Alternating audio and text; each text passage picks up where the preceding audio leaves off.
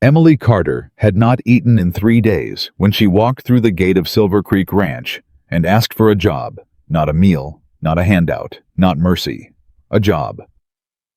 Her cotton dress was faded pale blue, her shoes held together by stubbornness alone, and the summer sun had turned the Montana dust to fire beneath her feet. The men stopped working. The laughter started slow and then rose like a wave. She did not flinch. She did not step back. She lifted her chin and waited. If this story moved you, please subscribe to our channel so you never miss what happens next. Drop the name of your city in the comments below. I want to see just how far this story travels. Now let's go back to that summer of 1885 and find out what one woman's quiet courage was about to do to a ranch full of broken men and one lonely widower who had forgotten what it felt like to be alive. The summer of 1885 arrived in Silver Creek, Montana, like a punishment. The heat came first, pressing down on the valley so hard that the grass along the creek bed turned yellow by the second week of June. The cattle moved slower. The men worked with their shirts soaked through before noon. And the dust, Lord, the dust, it coated everything, every surface, every face, every pair of boots that dared to move across the open ground between the barn and the main house. Silver Creek Ranch had once been one of the finest operations in the territory. Everyone who rode through knew the name William Anderson. His father had built the place from raw land and raw will, and when the elder Anderson passed, William had kept it running. Not easily, not without cost, but he had kept it running. That counted for something in Montana territory. That counted for a great deal. What the territory did not talk about, not loudly anyway, was what had happened to William Anderson in the 4 years since his wife Clara died. She had gone in the winter of 1881. A fever that moved through 3 ranches in the valley and took 6 people before the spring thaw. Clara had been the first. William had sat with her through every night of it, holding her hand until the hand went still. And when it was done, he had walked out of the bedroom, spoken to no one, saddled his horse, and ridden for 6 hours in the cold before he turned around and came back. He came back to the ranch. He did not come back to himself. In the years that followed, Silver Creek held on but barely. William ran it with a kind of grim precision, like a man going through motions he no longer believed in. He hired hands, and they stayed for a season, sometimes 2, and then they left. Not because William was cruel. He wasn't. He paid fair wages, and he didn't run a dishonest house. They left because the place had no heart in it anymore. The bunkhouse was cold in ways that had nothing to do with the weather. The cookhouse churned out food that kept a man alive and did nothing more. There was no warmth to the meals, no occasion to them, no sense that sitting down at that table meant anything beyond the mechanical business of surviving another day. 3 men had quit in the past month alone. By the morning of June the 14th, William had 11 hands left on a ranch that needed 15 to run properly during summer grazing season. He had ridden to town twice, looking to hire and come back with nothing. The men in Silver Creek who wanted work had already chosen their outfits. The men who hadn't chosen were the kind William wouldn't take drinkers, brawlers, men who caused more trouble than the labor was worth. He was standing at the fence near the east paddock watching 2 of his remaining hands try to repair a gate hinge that had been loose since April when he heard the noise from the direction of the front yard. It started as something low, a few voices, then more. Then the unmistakable sound of men laughing in the way men laugh when they have found something to look down on. William turned and walked toward it. She had come up the main road on foot. That was the first thing his foreman Pete Callahan told him later. No horse, no wagon. Just walking. Pete had seen her from the barn roof where he'd been checking for storm damage, and he'd watched her come up the long dirt road from the main gate steady and unhurried, carrying a small bundle wrapped in cloth tucked under one arm. She was young, 20, maybe 22, with a round face that the summer had turned pink along the cheekbones and dark brown hair pulled back in a simple knot at the base of her neck. Her dress was cotton the color of pale sky that had faded in too many washings. The hem had been mended at least twice. Her shoes were the kind that had started their life on someone else's feet, And she was large. Generously, undeniably, conspicuously large, the kind of figure that in that time and place caused men to feel that they had been given permission to comment, to snicker, to make observations they would never have aimed at a woman they considered their equal. 4 of William's hands were gathered near the water trough when she stopped and asked plainly, and without any performance of humility, whether the foreman of Silver Creek Ranch was available. She had heard in town there might be work. She was a cook. She wanted to apply. That was when the laughter started. A cook. That was Denny Marsh, 23 years old and built like a fence post, grinning the wide, stupid grin of a man who had never once examined his own reflection with any honesty. "You sure you ain't looking for someone to feed you, sweetheart?" The other men found this very funny. "Honey, if you sit on the cook stove, you'll put the fire out," said a hand named Cutter, which was not his real name, but the name he preferred because he thought it made him sound dangerous. It mostly made him sound like he needed more to do with his afternoons. More laughter. One man slapped the fence post. Another took off his hat and fanned himself dramatically, as though the humor of the situation had overheated him. The young woman stood still through all of it. She did not smile politely. She did not look at the ground. She did not give them the performance of shame that they were clearly expecting, and that would have confirmed everything they already believed about her. She stood with her hands quiet at her sides and her eyes level, and she waited for the laughter to run its course. When it did, she said, "Is Mr. Anderson here or not?" Which was when William came around the corner of the barn. He took in the scene in one sweep, the 4 men with their grins still fading, and this young woman standing in the middle of it, her spine straight, and her expression carrying the particular kind of stillness that belongs to people who have been laughed at so many times they have stopped letting it move them. Something about that stillness landed on him in a way he could not immediately name. "I'm Anderson," he said. She turned to face him directly. "My name is Emily Carter. I understand you may be in need of a cook. I can do the job. I'd like the chance to tell you why." Denny Marsh made a sound that was the beginning of another remark. William cut him off with a look. It was not a complicated look. It did not need to be. Denny closed his mouth. "Come up to the house," William said to Emily Carter. "Nah." He brought her to the kitchen table, rather than the porch or the office, which was not a deliberate choice, so much as the kitchen being the first room he reached when he came through the back door. He pulled out a chair, and she sat down, and he sat across from her, and for a moment neither of them spoke. He looked at her across the table, the way he looked at most things now, with the careful measuring eye of a man who had learned that what things appeared to be on first sight was rarely the full account. She looked back at him with eyes that were darker than he'd expected up close, steady and direct in a way that most people, men included, did not manage when they were sitting across from William Anderson, looking for something from him. "How old are you?" he asked. 24, she said. "Where did you cook before?" "My father ran a supply station and short-order kitchen on the freight road between Helena and Great Falls for 11 years. I cooked beside him from the time I was 13. After he passed, I ran it myself for 2 years before the lease was sold out from under me." She said this the way someone states facts they have made their peace with. No performance of grief, just the record. "I can cook for large groups, manage a provision budget preserve, and store food for winter, and keep a kitchen that doesn't make people sick. Which, from what I heard in town, has been a problem out here." William said nothing for a moment. The thing she'd heard in town was true. His last cook, a man named Holloway, had given 11 of his hands a brutal week of stomach illness in May from improperly stored pork. 3 of them had quit directly afterward. He had not advertised this widely, but Silver Creek was not a large community, and people talked.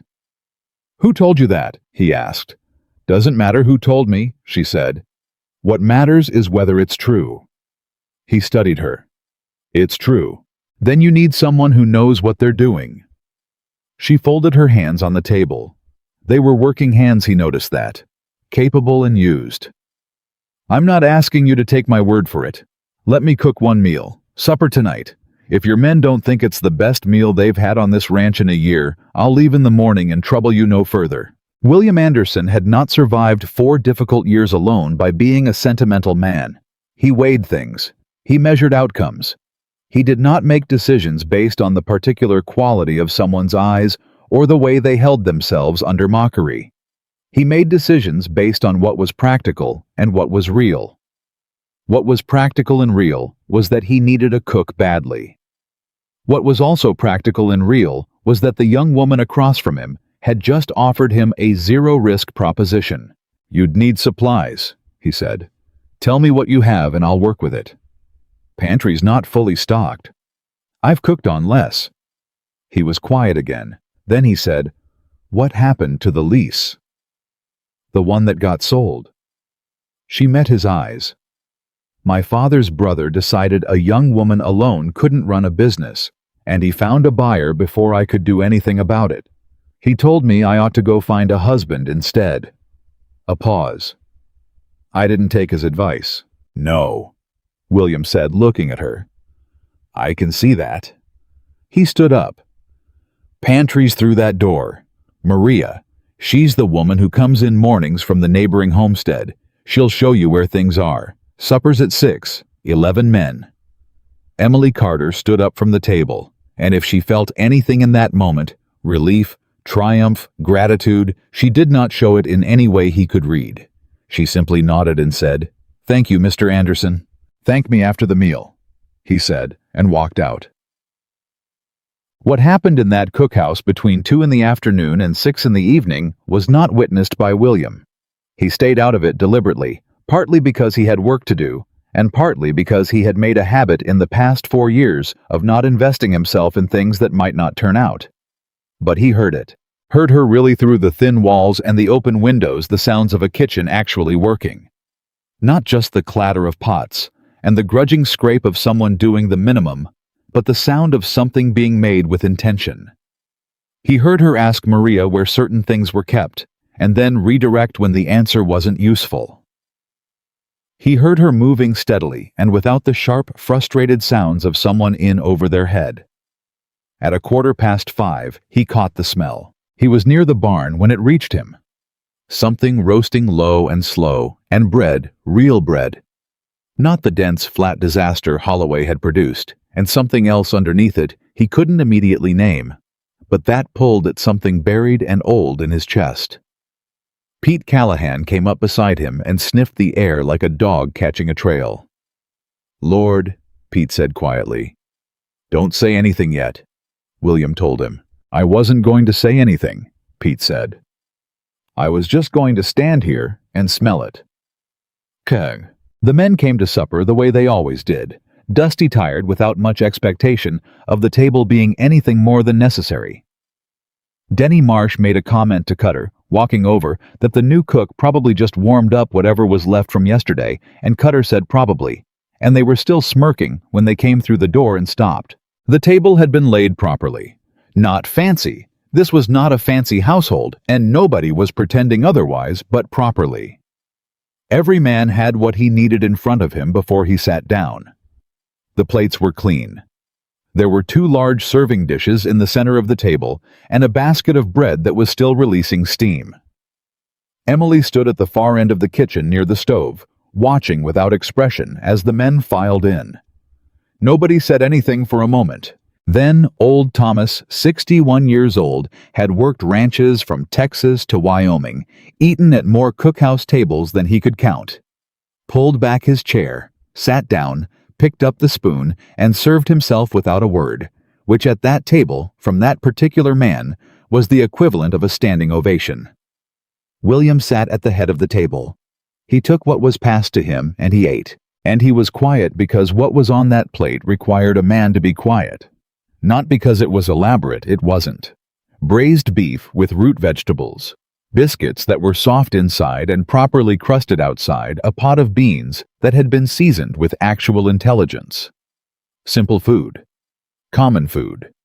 The exact kind of food this table had been producing for a year and a half, and somehow never once in that year and a half had it tasted like this. He looked down the table.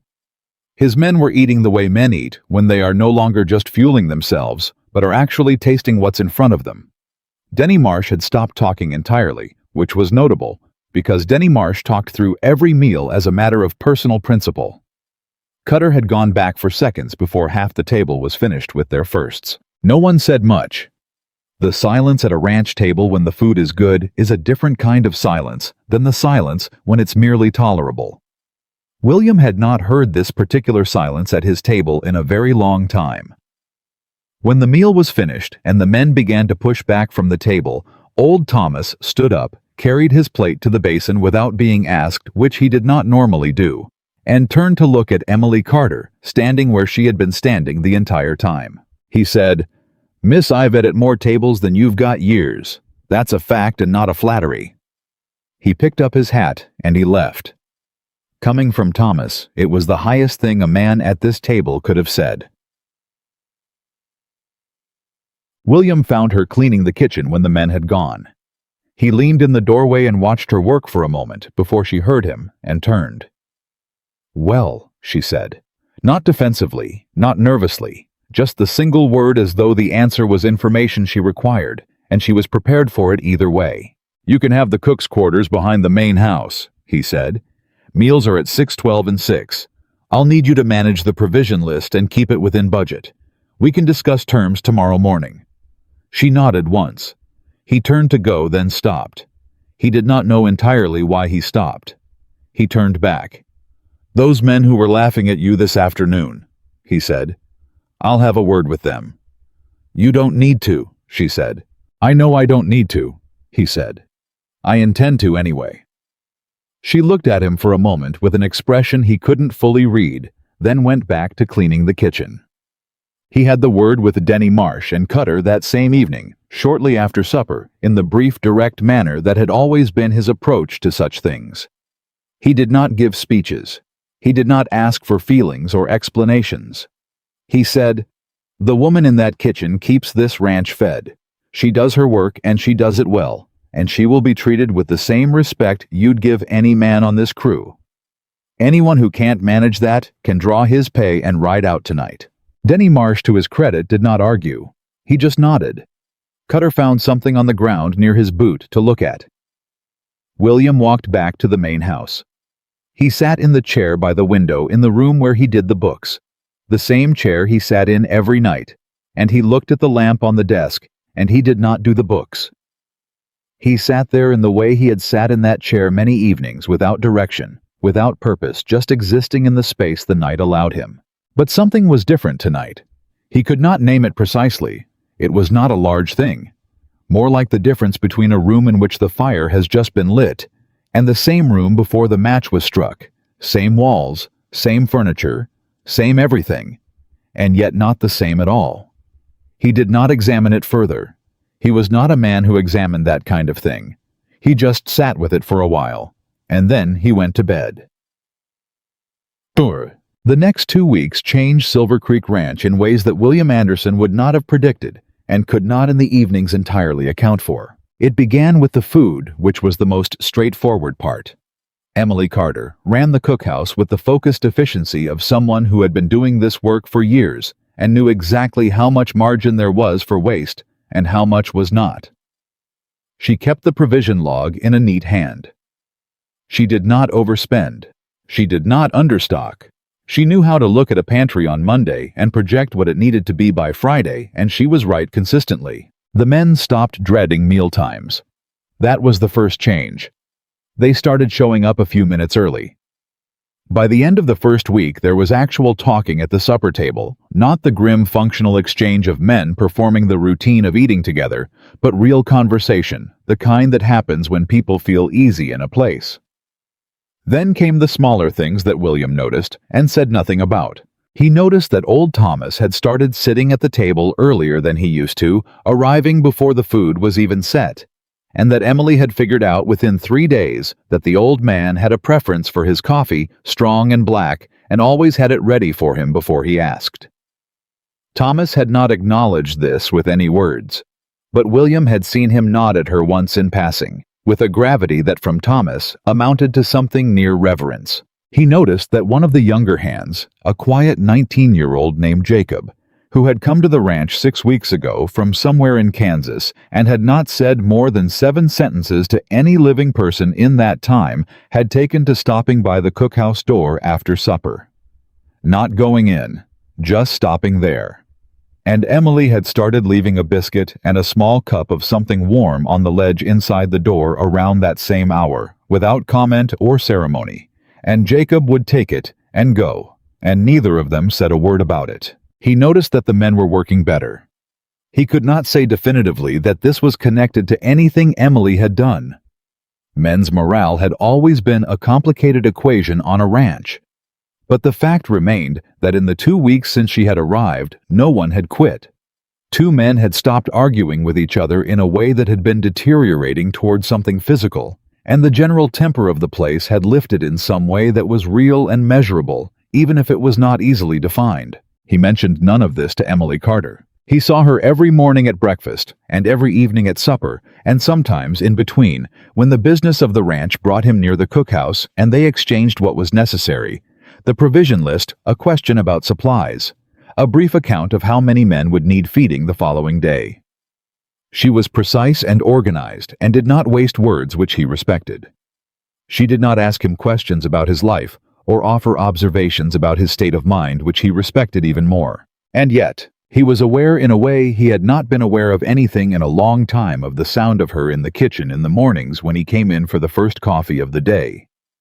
He was aware of the fact that she never looked rattled, not by a long morning, not by a request that came at an inconvenient time, not by anything the men said or didn't say. He was aware that when she looked at him directly, not deferentially, but not with any challenge either, just straight and clear, and present in a way that was becoming, without his having chosen it, somewhat difficult to look away from. He did not examine this. He was not a man who examined that kind of thing. On the 16th day, there was an incident. A man named Garrett Hollins rode in from the Blackwell spread, which was the largest operation in the valley, owned by a man named Douglas Blackwell, who had the particular character of someone who had been told too many times that he was important. Hollins came with a message that Blackwell wanted to speak with William about some matter of fence lines along the shared property boundary. And while William read the message and Hollins waited in the yard, Emily came out of the cookhouse to empty a bucket. Hollins looked at her. William, without turning around, knew from the quality of the silence that followed what kind of look it was. "That your new cook?" Hollins asked. "It is," William said, still reading the message. "Lord Almighty," Hollins said, and laughed, and then said something else beneath the laugh that William caught clearly, and that he chose at that moment not to respond to immediately. He folded the message. He put it in his shirt pocket. He looked at Hollins, then with the particular look that men who knew William Anderson had learned over the years, meant the conversation had arrived at a point that required attention. "You'll want to be riding back to Blackwell's now," William said. "Tell him I'll be in touch about the fence line." Something in William's voice communicated to Hollins that the visit was concluded. Hollins mounted up without further comment and rode out. William walked to the cookhouse door. Emily was inside already, back at work, her face giving nothing away about whether she had heard any of it. "You have everything you need for tonight?" he asked. She looked up. "Yes." "Good," he said, and walked on. He did not tell her what he had or hadn't heard. He did not turn it into a moment. He just moved on, which he somehow understood was the correct thing, the only thing that was actually useful, and he held on to that decision for the rest of the day without revisiting it. The thing he learned about Emily Carter, not all at once but in pieces, was that she was funny. He had not expected this. He had catalogued her in those first days as serious, capable, self-contained, and efficient, which were all accurate. What he had not accounted for was the dry and perfectly timed humor that surfaced in her rare, unguarded moments generally when something had gone wrong, and the response to it was too absurd to treat with anything other than irony. The first time he saw it was on the 19th day, when a delivery from the general store in town included a 50-pound bag of flour that had been improperly sealed and had absorbed moisture on the road, and was now a single solid object, resembling less a bag of flour than a modest boulder. Emily stared at it for a long moment. Then she said without looking up, "I suppose we could use it as a doorstop." It was the delivery driver who laughed first. Then Pete Callahan, who happened to be standing nearby. And then, to his own mild surprise, William. It was not a large laugh. He was not a man given to large laughs. But it was real, and Emily glanced at him when it happened with an expression that was either satisfied or amused, or some combination of both that he couldn't parse at that distance. He thought about it later. Not about the flower, obviously. About the laugh. About the fact that he had laughed at all. He could not remember specifically the last time that had happened. She had been at Silver Creek for 3 weeks when Pete Callahan told him what the men were saying. They were not saying cruel things. That had stopped in the first week, not just because of what William had told Denny and Cutter, but because the men who might have kept it going had found in the course of eating Emily Carter's food and existing in the changed atmosphere of the ranch that the impulse had simply lost its footing. It's difficult to look down on someone when your belly is full and the place you live in feels like somewhere you want to be, and the person responsible for both of those things is standing right across the kitchen from you. What Pete told him was that the men were saying she was the best thing that had happened to Silver Creek since William's father's time. Thomas said it first, Pete said. Others have been saying it since. William was quiet for a moment. Then he said, Thomas doesn't give opinions freely. No, Pete said. He doesn't. That was the end of the conversation. But William carried it with him through the rest of that day in the way he carried things he hadn't finished deciding about yet. It was on the 23rd day that he found her sitting on the back steps of the cookhouse after supper when she thought everyone had gone. He came around the corner from the east side of the building and nearly missed her in the low evening light. She was sitting with her knees pulled up slightly and her arms resting across them, looking out across the backfield, where the last of the sunset was burning down behind the ridge. She heard him and turned quickly, with the reflex of someone unused to being caught in a private moment, and something passed across her face. Not shame exactly, but the near relative of it. The expression of a person caught resting in a way they're not sure they've earned the right to. I was just... she started. You don't need to explain, he said. She looked at him for a moment, and then looked back out at the ridge. He should have gone inside. He had work. He always had work. It was the constant and reliable fact of his life that there was always work. Instead, he sat down on the step above hers, not close, just there in the same general direction as the sunset. They were quiet for a while. Then she said, Is this the best time of day? He considered. For what? For this. She gestured vaguely at the light going out of the sky. He looked at it. I haven't been paying much attention to this time of day for a while, he said. She didn't say anything to that. She didn't try to soften it or redirect it or fill it with something more comfortable. She just let it be true, which was somehow exactly right. After a while, she said, I grew up watching my father make people feel at home when they had been a long time without it. Men off the freight road traveling alone for weeks. They'd come in and they'd eat and they'd be human again for a little while. He said that's what food was for, really, not the eating of it, the being human again. William looked at the ridge. He sounds like he knew something. He knew a lot of things, she said. And then quietly, I miss him every day. The honesty of it landed in the evening air between them without fuss. No performance. Just the plain truth of a person who had loved someone and lost them and had decided that the truth of it was worth saying. He knew something about that. He did not say so. But he knew. They sat on the steps until the last of the light was gone, and then Emily said she had prep to do for the morning and she went inside, and William sat there alone for another minute in the dark before he got up and went in himself. He lay awake that night longer than usual. Not because anything had happened, because something was beginning to, and he was not sure yet whether he was going to be brave enough to let it. He lay awake that night longer than usual, not because anything had happened, because something was beginning to, and he was not sure yet whether he was going to be brave enough to let it. Morning came the way it always came, on a working ranch without ceremony and without mercy, the light arriving before anyone was fully ready for it, and the work waiting exactly where it had been left the night before. Emily was in the cookhouse by 4:30. William knew this because he was awake at 4:15, which was earlier than he needed to be, and later than he pretended to himself he had intended. He heard the stove being lit. He heard the particular rhythm of her morning routine water fire, the low, deliberate sound of someone who knew exactly what came next and was already 3 steps ahead of it. He dressed and went out to the barn. He spent more time there than the horses required. What he did not know, and would not know for some time, was what Emily was thinking in that cookhouse in the blue hour before the ranch woke up. She thought about her father. She thought about the supply station on the freight road and the particular smell of the morning fire there, which was different from the smell here in a way she couldn't articulate but felt clearly. She thought about the men who had come off the road with their eyes flat and tired, and the way those same eyes changed over the course of a meal. The way something came back into them, some basic human warmth that the road had pressed out temporarily, and that food, real food made with real attention, pressed back in. She thought about William Anderson sitting on the step above her the evening before looking at the ridge. She thought about what he had said, that he hadn't been paying attention to that time of day for a while. The way he said it, not as a complaint or a bid for sympathy, just as a plain statement of fact delivered with the mild tone of a man reporting weather conditions. She had understood what it cost him to say even that much. She told herself she was not going to think about it further. Then she went on thinking about it while she made the biscuits.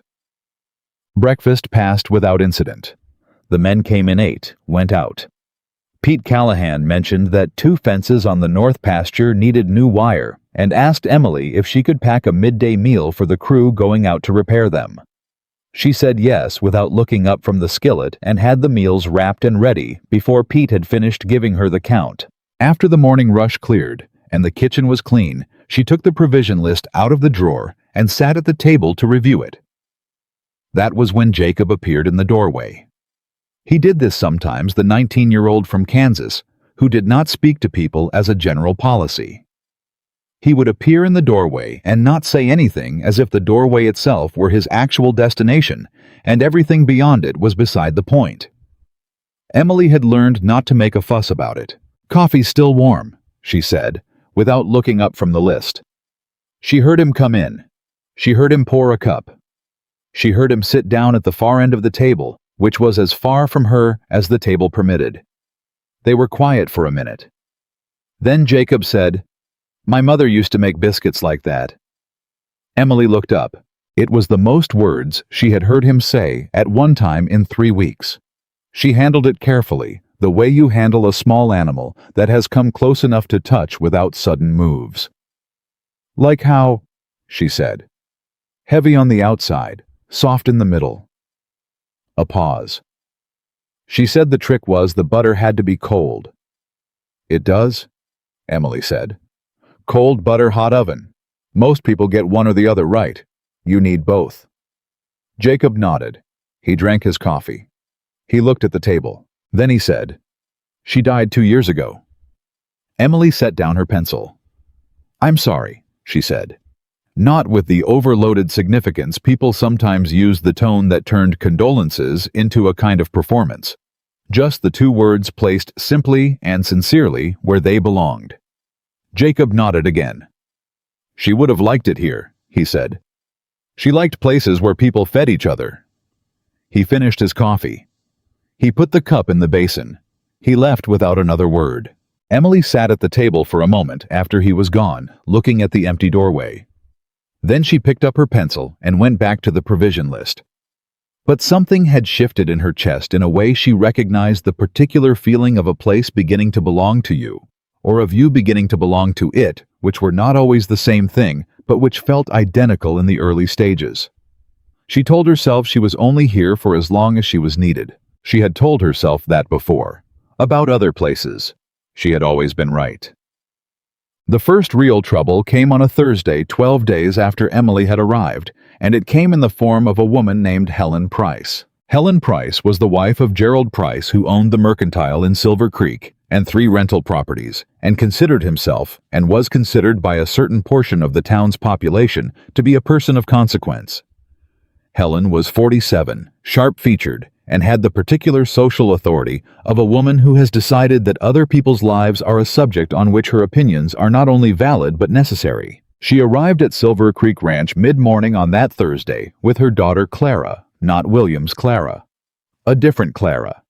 18 years old, and pretty in the careful, practiced way of a girl whose prettiness has been her primary project, ostensibly to discuss a charitable matter relating to the church social that William had been asked to donate to. This was legitimate. What was less legitimate was the intention behind the timing. Emily was in the yard when they arrived, carrying a crate of supplies from the storage building to the cookhouse. It was not delicate work, and she was not dressed for company. Her sleeves were pushed up and her hair had come partly loose from its knot in the heat. Helen Price's eyes went to her immediately with the particular alertness of a woman who has found exactly what she came to find. "Is Mr. Anderson available?" Helen asked, addressing this to the air approximately 2 feet above Emily's head. "I'll let him know you're here," Emily said, and went to find William. She found him in the barn with Pete reviewing the condition of a mare that had been favoring her left foreleg since the previous weekend. She said quietly, "Mrs. Price and her daughter are at the house. They say it's about the church social." William looked at her. Something in her face told him what it actually was, even though her face gave away very little. He had been learning to read the small signals, the particular stillness that came over her, when something was happening she had chosen not to react to. "I'll be right there," he said. She nodded and went back to her crate. He handled the church social donation in under 10 minutes.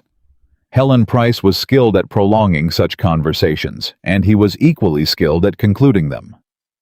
What he could not entirely manage was Helen's eyes, which kept moving during the whole exchange from his face toward the cookhouse and back again, with the expression of someone who has a question they have decided to ask regardless of whether it's appropriate. "Your new cook," she said when the donation amount had been agreed to and there was no longer any legitimate topic of conversation remaining. "I heard about her in town." "Did you?" William said. "People are curious," Helen said, making it sound like a public service. "She's not from around here." "She's from Helena direction," William said. "Her father ran the Carter supply station on the freight road." Helen absorbed this. "She's quite young." "She's experienced," William said. "And she's—" Helen paused in the particular way of a woman framing something she has decided to say, while maintaining the ability to deny she said it. "She's quite large, isn't she? For the work." William looked at Helen Price. He had known her for 11 years. He had nothing particular against her. He did not in this moment feel warmly toward her. She fed 11 men supper on her first day here, and not one of them has had a complaint since, he said. "The work is getting done. That's all it needs to be." Helen smiled in the tight, compressed way that meant she had more to say, and had decided to save it. She stood and gathered Clara, who had spent the entire conversation looking at William with the open, admiring expression of a girl who had been told by her mother to look available. "We'll see you at the social, William," Helen said. "I'll try," he said, which meant he wouldn't. He walked them to the gate and came back, and as he passed the cookhouse, he heard the sound of Emily inside working with the focused steadiness that never seemed to vary, regardless of what was happening around it. He did not stop, but he slowed just for a moment outside the door. Then he kept walking. What Helen Price said in town that afternoon was not precisely a lie. It never was with Helen. It was more the strategic arrangement of facts into a shape that did the work a lie would have done more crudely. What she communicated in her visits to the Halverson dry goods counter and the post office steps and the gathering outside the church hall was that she had been out to Silver Creek and that William Anderson was looking somewhat worn and that he had taken on a cook who was well. One could understand the practical need. Men alone on a ranch needed to be fed. But the girl was an unknown, a young woman alone traveling, no family to speak of. One had to wonder about the circumstances. She did not say anything more than that. She didn't need to. The work was done in the tone in the pause after the word circumstances, in the small, careful expression on her face that suggested she herself was too refined to complete the thought, but that she was confident her listeners were capable of completing it themselves. By Friday evening, what Helen had planted had grown in the way such things always grow in small towns, fed by imagination, and the low, steady heat of people who have more investment in the drama of other people's lives than in the facts of them. Emily learned about it from Maria, the woman who came in from the neighboring homestead on weekday mornings. Maria was a practical woman, Spanish-born with a broad face and gray-streaked hair, and the direct manner of someone who had long ago decided that useful information was worth delivering even when it was uncomfortable. She came in on Friday morning and put her shawl on the hook and said without particular preamble, "There's talk in town about you." Emily did not stop what she was doing. "What kind of talk?" Maria sat at the table. "The Price woman. She visited yesterday. By yesterday evening she had people wondering what a young woman with no family was doing, living at a single man's ranch." The skillet was hot. Emily turned what was in it with the focused attention of someone who is using the action of the hands to manage what is happening in the chest. "People wonder things," Emily said. "They do," Maria said. "I'm telling you because you should know, not because it changes anything about what I think of you." Emily looked at her then. Maria looked back with the steady, undecorated clarity of a woman who means what she says. "Thank you," Emily said. "William Anderson is a good man," Maria said. "He doesn't care what Helen Price thinks, and he never has. But you're the one who has to live in this valley. I thought you should know what's in the air." Emily nodded. She turned back to the stove. What she felt, she did not perform for anyone.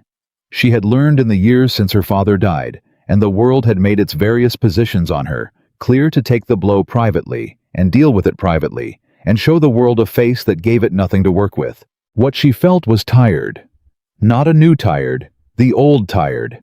The one that lived in the specific place behind the sternum, where you put things that you have been living with for so long that they have stopped being feelings and have started being furniture.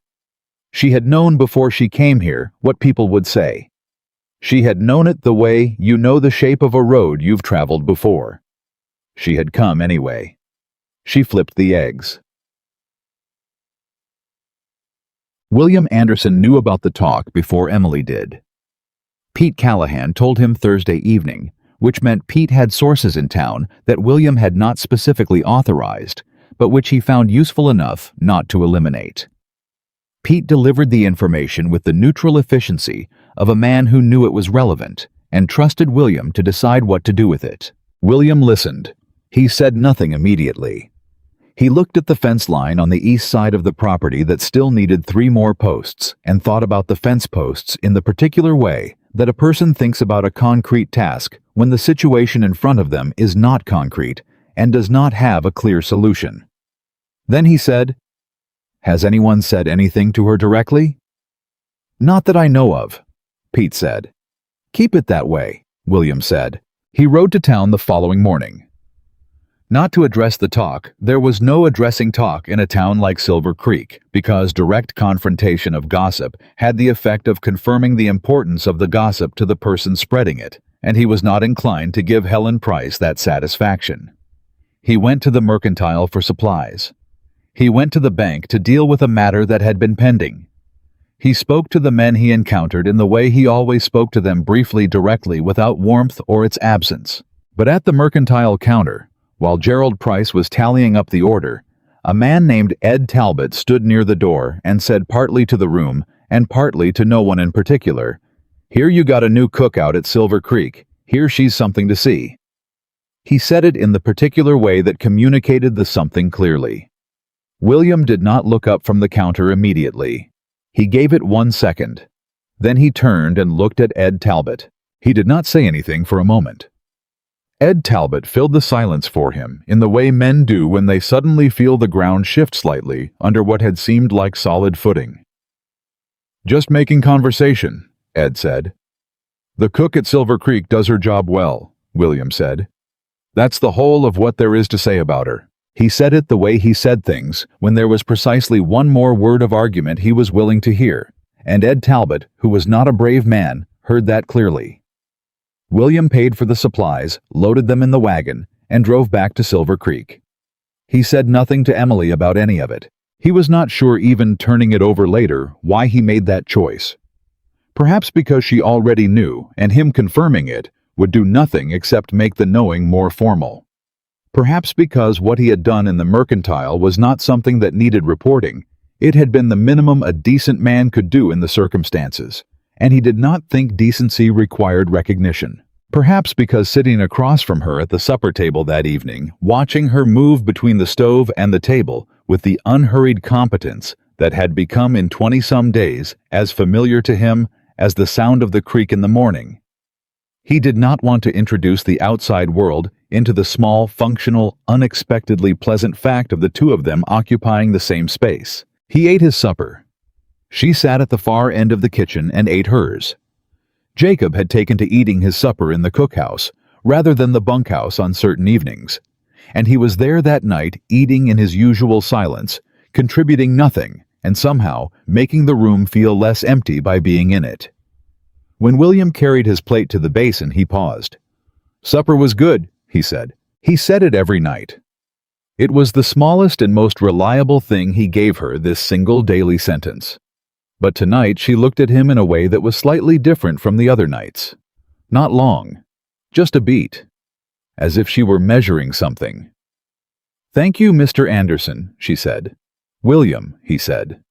He had not planned to say it. It came out the way things do when you have been not saying them long enough. She blinked.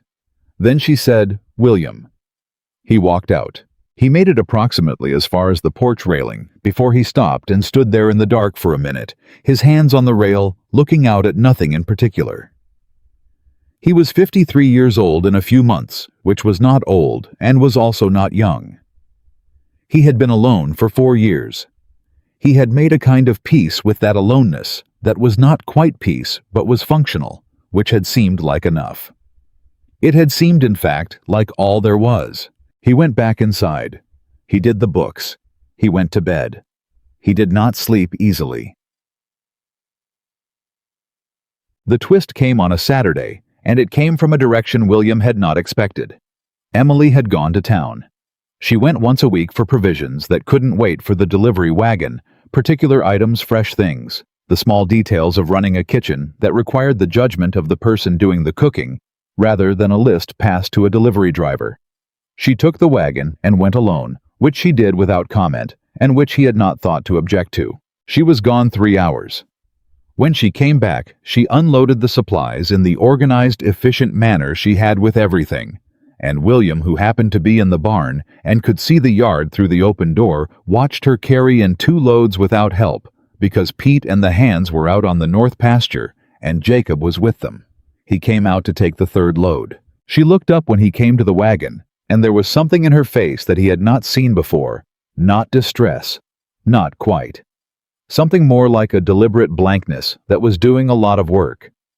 "I've got it," she said. "I'm already here," he said, and picked up the crate. She carried the remaining box, and they went into the cookhouse and set things down. He was about to leave when she said, "Helen Price was at the mercantile." He turned. "She spoke to Gerald Price while I was at the counter," Emily said. "She didn't address me directly. She spoke to him about the suitability of certain arrangements at certain ranches." Her voice was level. Her hands were busy with the crate, setting things on shelves in the proper order.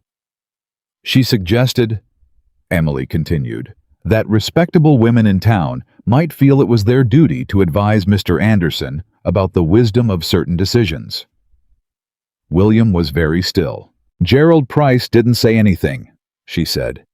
He looked at the counter. "I paid for what I had and I left." She finished with the crate. She turned and looked at William directly. "I wanted you to hear it from me," she said, "in case it changes anything about your thinking." He looked at her. "Does it change anything about yours?" She was quiet for a moment. "No," she said. "But it's your ranch, and your name.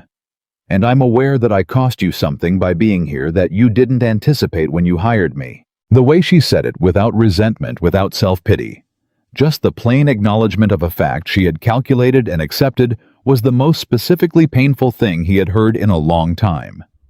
Not because it was dramatic, because it wasn't. Because it was the measured, worn voice of a woman who had learned to account for the cost she represented to people before they had to tell her themselves. He moved to the table and sat down without entirely deciding to. She stood where she was watching him. "My wife's name was Clara," he said. She said nothing. She waited. "She died in the winter of '81. I've been running this ranch since then without—" He stopped. He turned his hat in his hands. He was not a man who talked about this. He had not talked about this with anyone. "I've been running it without much else." Emily sat down at the other end of the table. Not close, just in the same space. "I know what it costs a woman to walk into a place where nobody is going to make it easy for her," he said. "My mother did it. She came to Montana from Ohio without a single person in the territory who knew her name. She built something here anyway." He looked at his hat. "Helen Price and her opinions are not something I'm willing to adjust my choices around." Emily looked at him for a long time with that direct measuring look. "Why are you telling me this?" she asked. Not sharply, with genuine, undefended curiosity. "Because you told me something true," he said. "I thought you deserved something true back." The kitchen was very quiet. Outside, a horse moved somewhere in the distance. The stove ticked with the sound of metal cooling. Emily said, "I lost my mother when I was 8. My father raised me, and he was enough. He was more than enough. But there were things he couldn't teach me about being a woman in a world that has a very specific idea of what a woman should look like." She paused. "I have been told more times than I can tell you that I am too much to be wanted. Too big, too inconvenient, too much work for the reward." She said it the way she had said everything he'd heard her say cleanly without performance. "I stopped believing it for the most part," she said. "But it's present, the way an old scar is present. You don't feel it every minute, but you know where it is." He looked at her. "You are the best cook in this territory," he said. "And the best thing that has happened to this ranch since I can accurately remember. The world's opinion of your size has exactly nothing to do with either of those facts." Her chin moved slightly, just a small, controlled movement that told him the words had landed somewhere real. "Thank you," she said.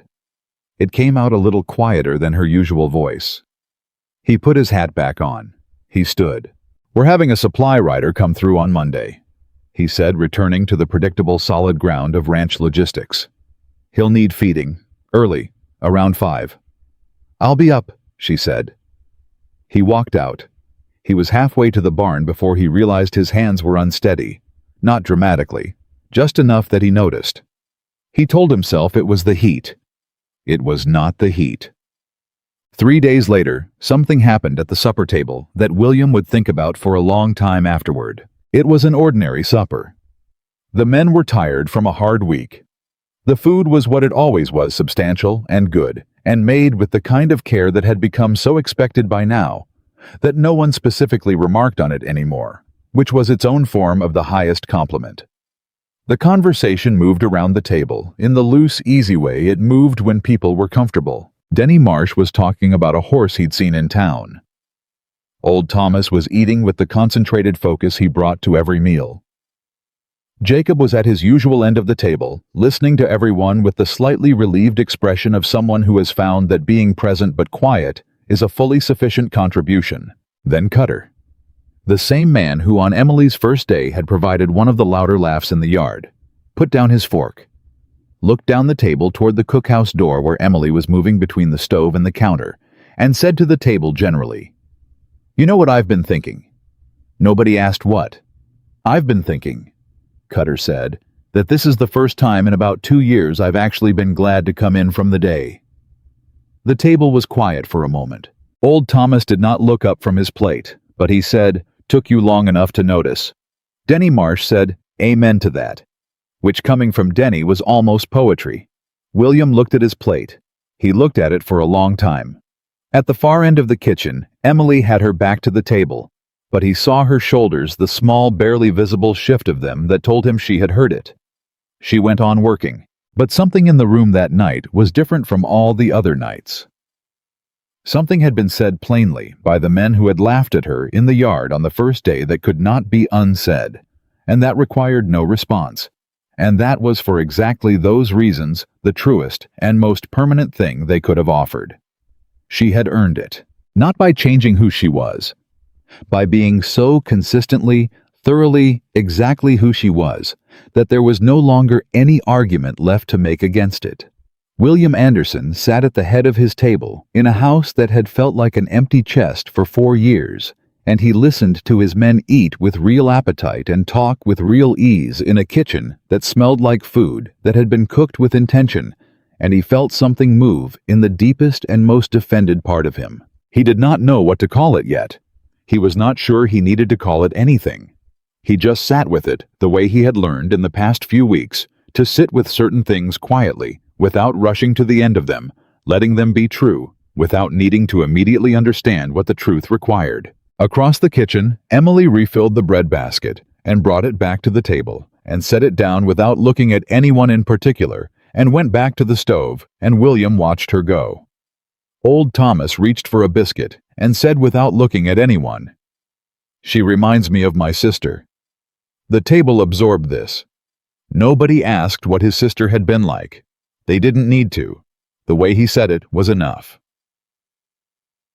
That night, after the kitchen was clean and the men had gone and the ranch had settled into the particular deep quiet of a summer night, William came out to the porch and found Emily sitting on the top step.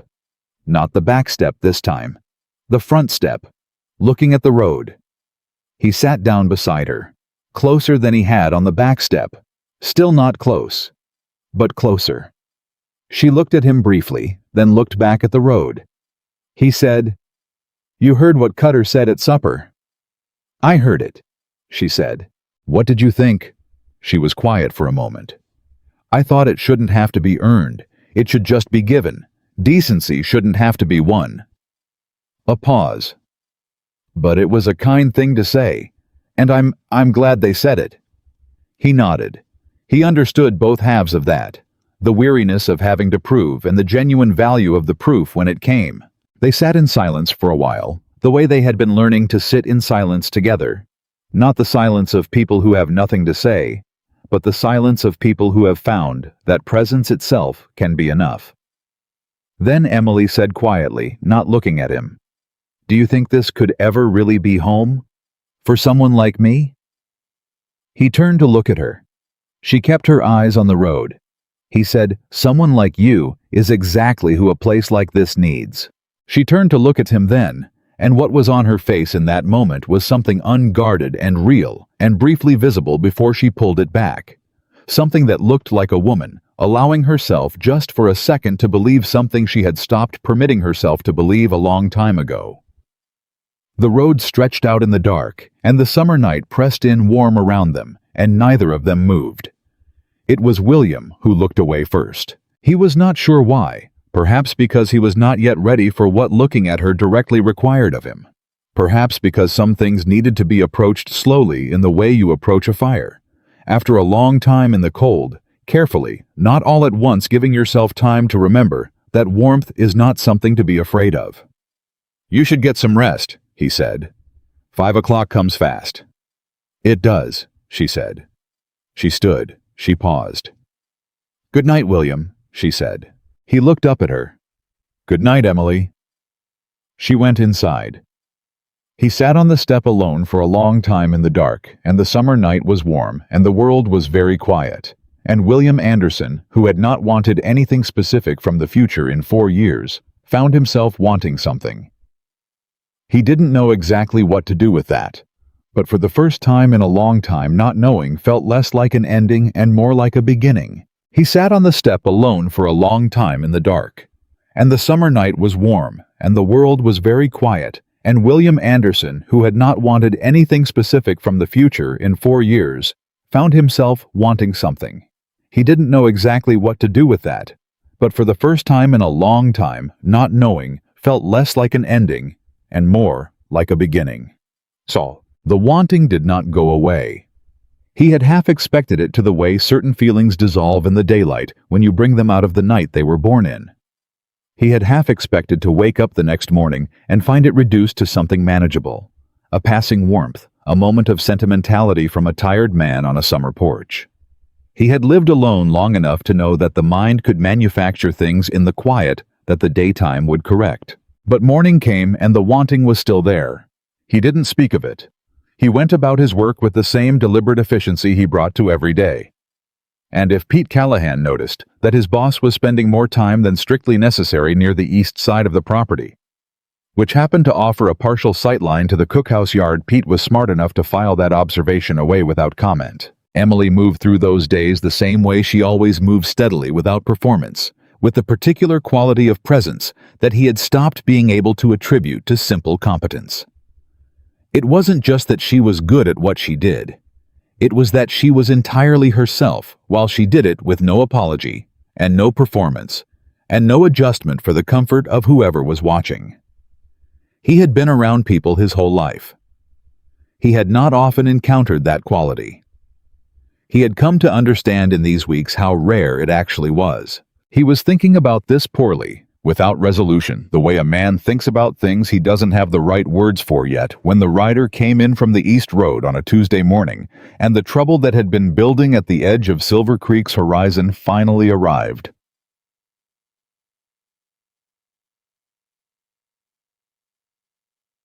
The rider worked for Douglas Blackwell.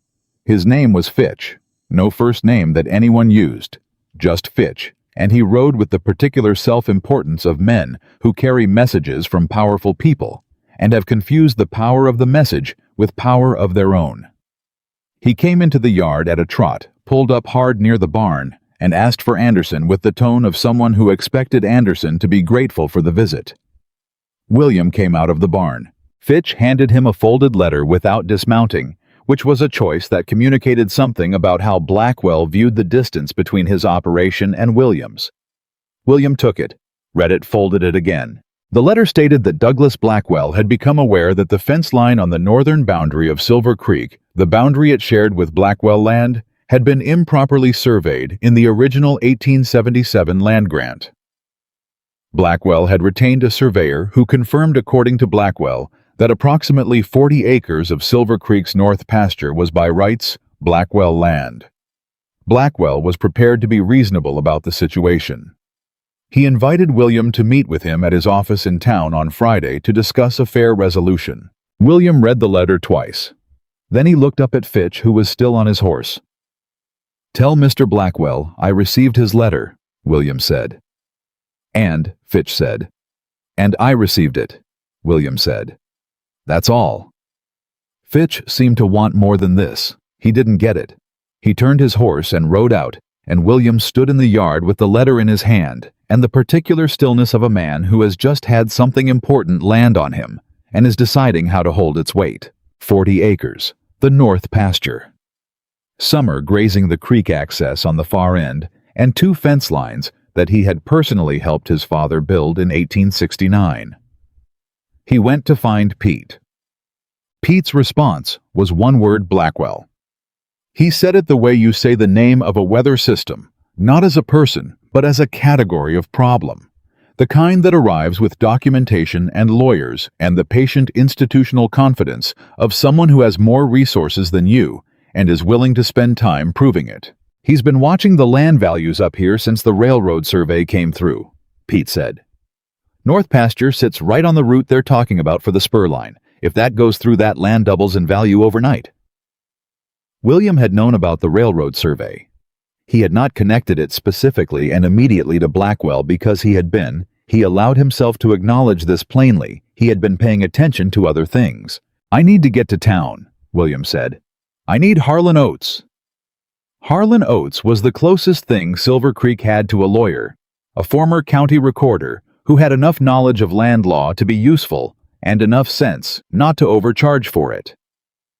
He was also crucially a man who had no particular affection for Douglas Blackwell, which in this valley was not an irrelevant qualification.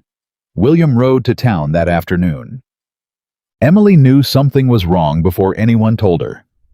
She knew it the way she had learned to read the atmosphere of the ranch in the quality of the silences, in the way Pete moved through the yard that afternoon, with the tight-shouldered purpose of a man managing controlled urgency, in the fact that William had saddled his own horse and ridden out in the mid-afternoon without explanation, which he did not normally do on a working day. She asked Pete nothing. She was not in the habit of asking for information that people weren't offering, because she understood that being new to a place, even a place that had begun to feel like hers, came with certain limits, and prying past them was a way of spending trust you hadn't finished earning yet. But when Jacob came into the cookhouse for his evening coffee and sat down with the particular tightness of a young man carrying news he isn't sure he should share, she looked at him and said, "What happened today?"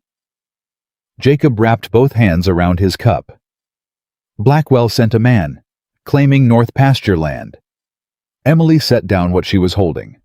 "How much?" "40 acres, Jacob said. "Pete says it's about the railroad survey. Blackwell wants what he can get before the value goes up." She said nothing for a moment. She understood land. She had grown up watching her father lose his to the patience and paperwork of men with more money and more time than he had. She understood in a specific and personal way what it meant when a man like Blackwell decided he wanted something you had. "Is Mr. Anderson, William, is he back?" "Not yet," Jacob said. She went back to the stove. She made supper.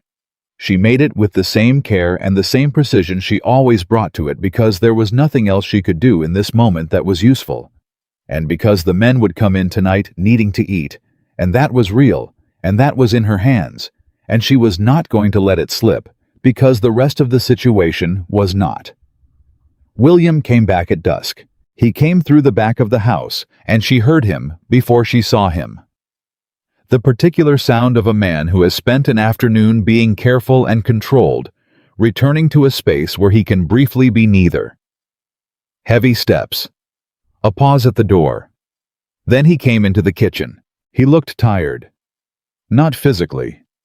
Physically, he was the same solid, composed presence he always was. Tired behind the eyes. The kind of tired that comes from spending hours in rooms with people who are trying to take something from you while maintaining the posture of reasonableness. "Supper's almost ready," she said. "I'm not hungry yet," he said. "Sit down anyway," she said. "You can be not hungry sitting down." He looked at her. Something in his face shifted slightly, the faintest edge of something that on another man might have been the beginning of a smile. He sat down. She poured him coffee and set it in front of him and went back to the stove. She didn't ask him anything. She had learned that he talked in his own time, and that silences with him were not empty. They were the space in which he organized what he was going to say. After a while he said, "Blackwell is claiming 40 acres of North Pasture, says the original survey was wrong." "Jacob told me," she said. "Is it wrong?" "No," he said. "Harlan Oates thinks the survey is clean, but Blackwell has his own surveyor saying otherwise. And he has enough money to take it to the territorial court and tie it up for 2 years if he wants to. And during those 2 years he can apply to have the disputed land temporarily removed from my grazing rights." She turned to look at him. "During summer grazing season." "During summer grazing season," he confirmed. She understood immediately what that meant. You couldn't graze 40 acres of your best summer pasture. Your herd went on to the remaining land. You overgrazed it. The grass didn't recover before winter, and by spring, you were selling cattle at distress prices to cover losses you couldn't absorb.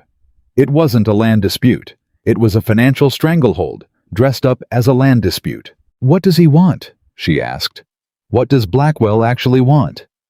William wrapped his hands around the coffee cup the same way Jacob had. "Harlan thinks he wants to pressure a sale, the whole north boundary, not just the 40 acres. He'll keep the pressure on until I sell, or until the legal fight bleeds me dry." She was quiet for a moment. Then she said, "Can you fight it?" "Financially for a while." He looked at the table. "Long enough depends on what a while means." She turned back to the stove. She made the last of the supper preparations in silence, and it was a different kind of silence than they usually sat in together, heavier, with the specific weight of a problem that had no clean solution in sight. The men came in. Supper was eaten. The table conversation was quieter than usual because enough of them knew by now that something was wrong, and ranchmen understood that some evenings were not for talking. Afterward, when the kitchen was clearing and the men were filing out, old Thomas paused at the door. He looked at William, who was still sitting at the table. Thomas said, "Your father fought the Hollis claim in '72. Took 3 years. He won." William looked at him. "Thought you might want to remember that," Thomas said. And he left. William stayed at the table after the others were gone. Emily cleaned the kitchen around him, which she did without comment, working in the efficient, organized way she always worked while he sat with whatever he was working through. She was nearly done when he said, "I owe you something." She looked at him. "When I hired you," he said, "I didn't anticipate that the ranch would be in a fight. If things get difficult here financially, structurally, I want you to know that your position is secure as long as I can make it. And if it comes to a point where it isn't, I'll tell you with enough time to make other arrangements." She looked at him for a long moment. "Are you worried I'm going to leave?" she said. He met her eyes. "I'm worried about being fair to you. There's a difference." "William," she said, and there was something in the way she said his name that was different from all the previous times, not the careful formality of the early weeks, not even the gradually warming ease of the past few days. It was direct and personal in a way that was new.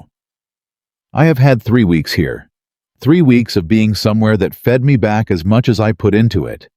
I haven't had that in—" She stopped. "I'm not leaving unless you ask me to." He looked at her. "I'm not going to ask you to," he said. "Then we understand each other," she said, and went back to wiping down the counter.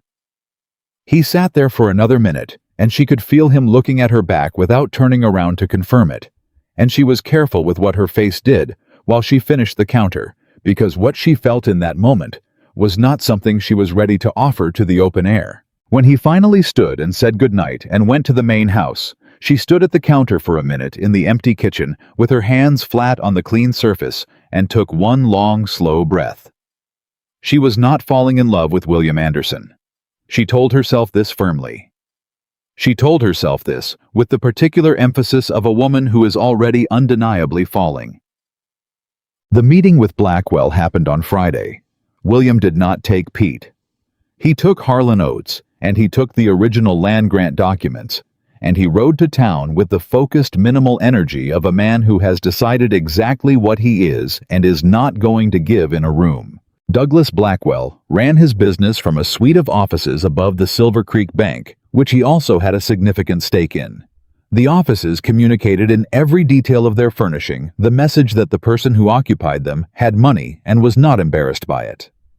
Blackwell himself was 61 broad through the chest, with the careful grooming of a man who considers appearance to be a form of argument. He greeted William with the particular warmth of a man who believes that warmth costs nothing and buys goodwill. "William, appreciate you coming in." "Douglas," William said. He did not sit until Blackwell gestured, and when he sat, he sat. The way he sat everywhere, without adjustment, without deference, with the stillness of a man who requires no external circumstances to know who he is. Blackwell laid out the situation again more expansively than the letter, with the practiced reasonableness of a man who has had this kind of conversation many times and knows exactly which words make expropriation sound like generosity. He had a surveyor's report. He had a legal opinion from a lawyer in Helena. He wanted William to know, prepared to offer fair compensation for the North Boundary land if William preferred to resolve the matter without the unpleasantness of a protracted territorial dispute. The fair compensation he named was 60% of assessed value. William listened to all of it without expression. Then he said, "The 1877 survey is accurate. The land is mine by legal grant. I'm not selling any part of it." Blackwell's warmth adjusted slightly. "William, I understand the attachment, but the economics of this—" "The economics of it," William said, "are that you have a railroad spur coming through, and you want the land it would most benefit before the value reflects that. And you've hired a surveyor to give you the paperwork to pressure me into selling below market." The warmth dropped a further notch. "That's a serious allegation." "It's an observation," William said. "I'm not here to accuse you of anything. I'm here to tell you that Silver Creek's North Pasture isn't for sale at any price. and that I have 30 years of original documentation that will hold up in any territorial court you choose to take this to." He stood. "I appreciate the coffee," he said, though no coffee had been offered, and he walked out. He was halfway down the stairs when he heard Blackwell say from the doorway above, "You've got a peculiar situation out there at Silver Creek these days, William. People talk." William stopped. He turned and looked up the stairs. Blackwell stood in the doorway with the expression of a man who has used this kind of pressure before and found it effective. A young woman, living at a ranch. No family, no one to account for her. It's a small valley. People form opinions. Every man has a line. The line is different for everyone, and most men don't know exactly where theirs is until someone crosses it, and then they know with absolute clarity. William walked back up 2 steps. He said, "What Miss Carter does or doesn't do at my ranch is not your business or anyone else's. And if I hear that you've been contributing to talk about a woman who has done nothing but her job well, I'll be speaking to you about it directly and considerably less calmly than I'm speaking now." He said it quietly. He said it the way you say things when you want them to land and stay. Blackwell's expression shifted. He was not used to William Anderson speaking to him with that particular quality of voice. "I wasn't implying," Blackwell started. "Good," William said. "I'd hate for you to have been." He walked down the stairs and out into the street. He stood for a moment in the sun, his jaw set, his hands still. He had told Blackwell nothing untrue. He had defended a woman's reputation in the terms available to a man in 1885, which were limited and imperfect and insufficient to the actual value of the person they concerned. He knew that. He also knew that he had said it without hesitation, without calculation, without the half-second delay that a man uses when he is deciding whether something is worth the cost. He had said it because not saying it was not an option he was capable of. He rode home faster than he had ridden to town. He did not tell Emily about the exchange on the stairs. He told her about the meeting, about Blackwell's offer, his own refusal, the legal situation going forward. He told her these things that evening on the porch, with the directness he had always used with her, because she had earned the right to know the situation she was in. She listened without interrupting. When he finished, she said, "What happens next?" "Harlan files our response to the survey claim this week. Then we wait and see whether Blackwell actually pushes it to court or decides the legal cost isn't worth it." She nodded. Then she said, "You went in there alone." "Harlan was with me." "You know what I mean," she said. He looked at her. "I mean," she said carefully, "that you are carrying this by yourself. The ranch, the legal fight, all of it. You've been carrying things alone for a long time." He didn't answer immediately. The porch was quiet. Somewhere in the barn a horse moved. "I'm used to it," he said. "That's not the same as it being right," she said. He looked at her with an expression that she had learned to read as him receiving something he had not expected and not yet knowing what to do with it. "No," he said after a moment. "I suppose it isn't." They sat with that for a while. Then Emily said, "I can help with the provision budget. If things get tighter, I know how to make the same food stretch further without anyone noticing the difference until the numbers are better. My father taught me. We ran on almost nothing for 8 months after a bad winter, and the men ate like they were doing fine." He looked at her. "You don't have to do that." "I know I don't have to," she said. "I want to." A pause. "This place matters to me. Whether that makes sense or not, given how short a time I've been here, it matters to me." He looked at his hands. He looked at her. "It makes sense," he said. The storm arrived on a Sunday.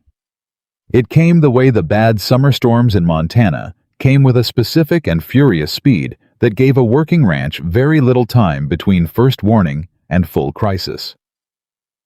The sky had been wrong since morning, the pressure dropping in a way that the horses felt before any person registered it consciously, and by 2 in the afternoon, the first wall of dark cloud was visible on the western ridge. Pete got the cattle in from the south pasture.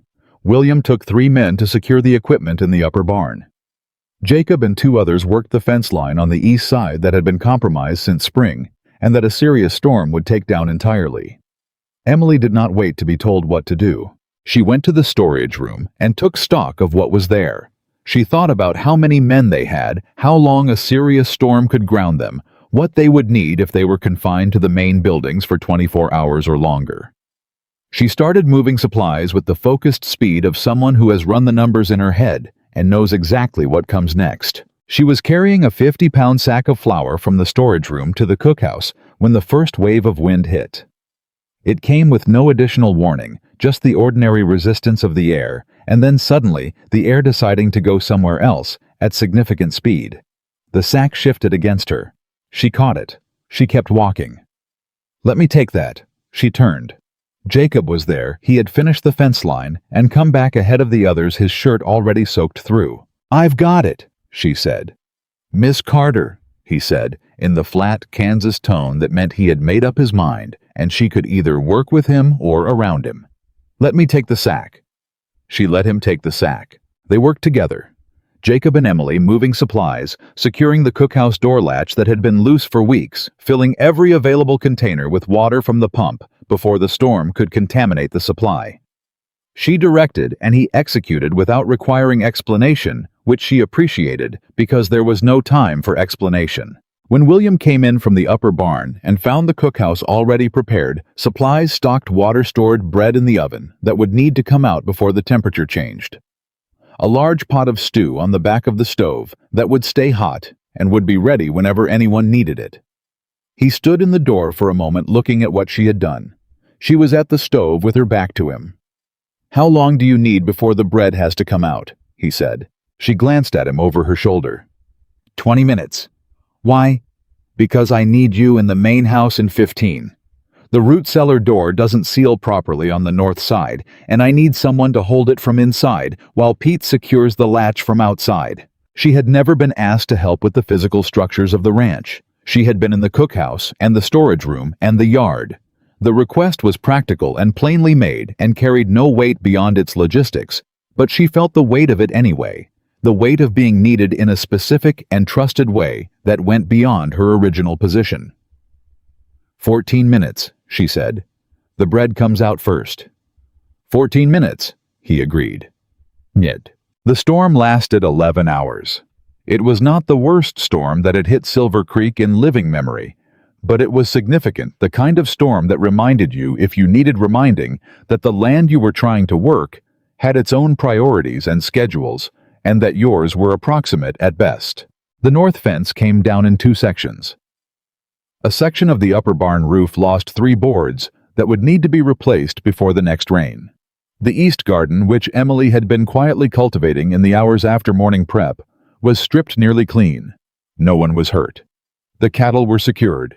The equipment survived intact. And 11 men rode out the storm fed and warm because there was hot food on the stove and bread and coffee, and the cookhouse was dry and stocked and ready because Emily had moved in the 40 minutes before the storm hit with the strategic foresight of someone who had thought about exactly what a contained emergency required and had prepared for it before anyone else had finished thinking about it. Pete said the next morning, surveying the damage in the way a foreman surveys damage methodically without sentiment, calculating the work and the cost. "Could have been worse." Old Thomas, walking beside him, said, "Would have been. 6 months ago, we'd have been hungry by midnight." Pete didn't say anything. They both knew it was true. The moment that changed everything happened not during the storm, but after it.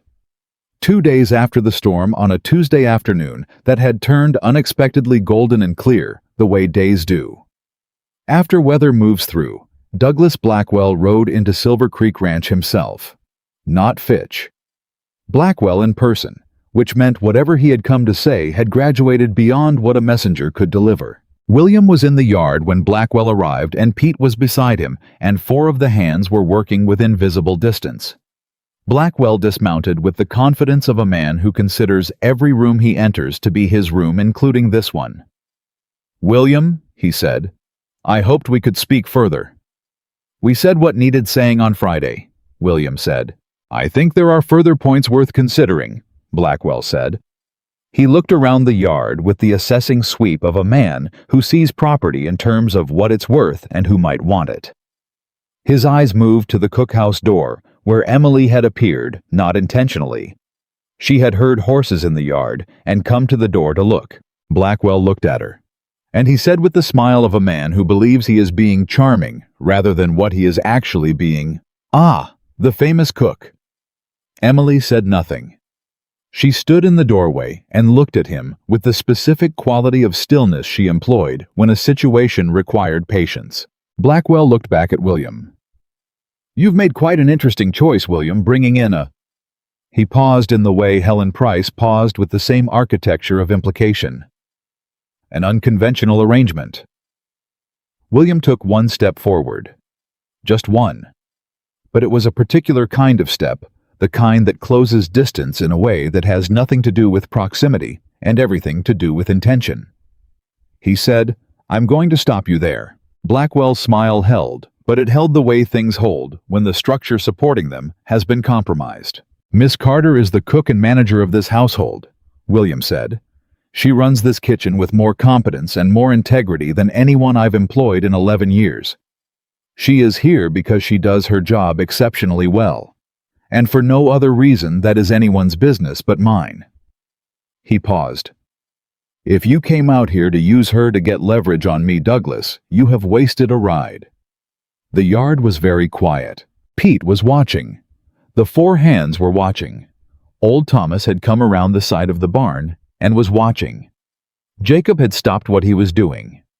And Emily stood in the doorway of the cookhouse and watched William Anderson stand in the middle of his own yard and defend her in the plainest and most precise language available to him, with no audience in mind and no calculation behind it.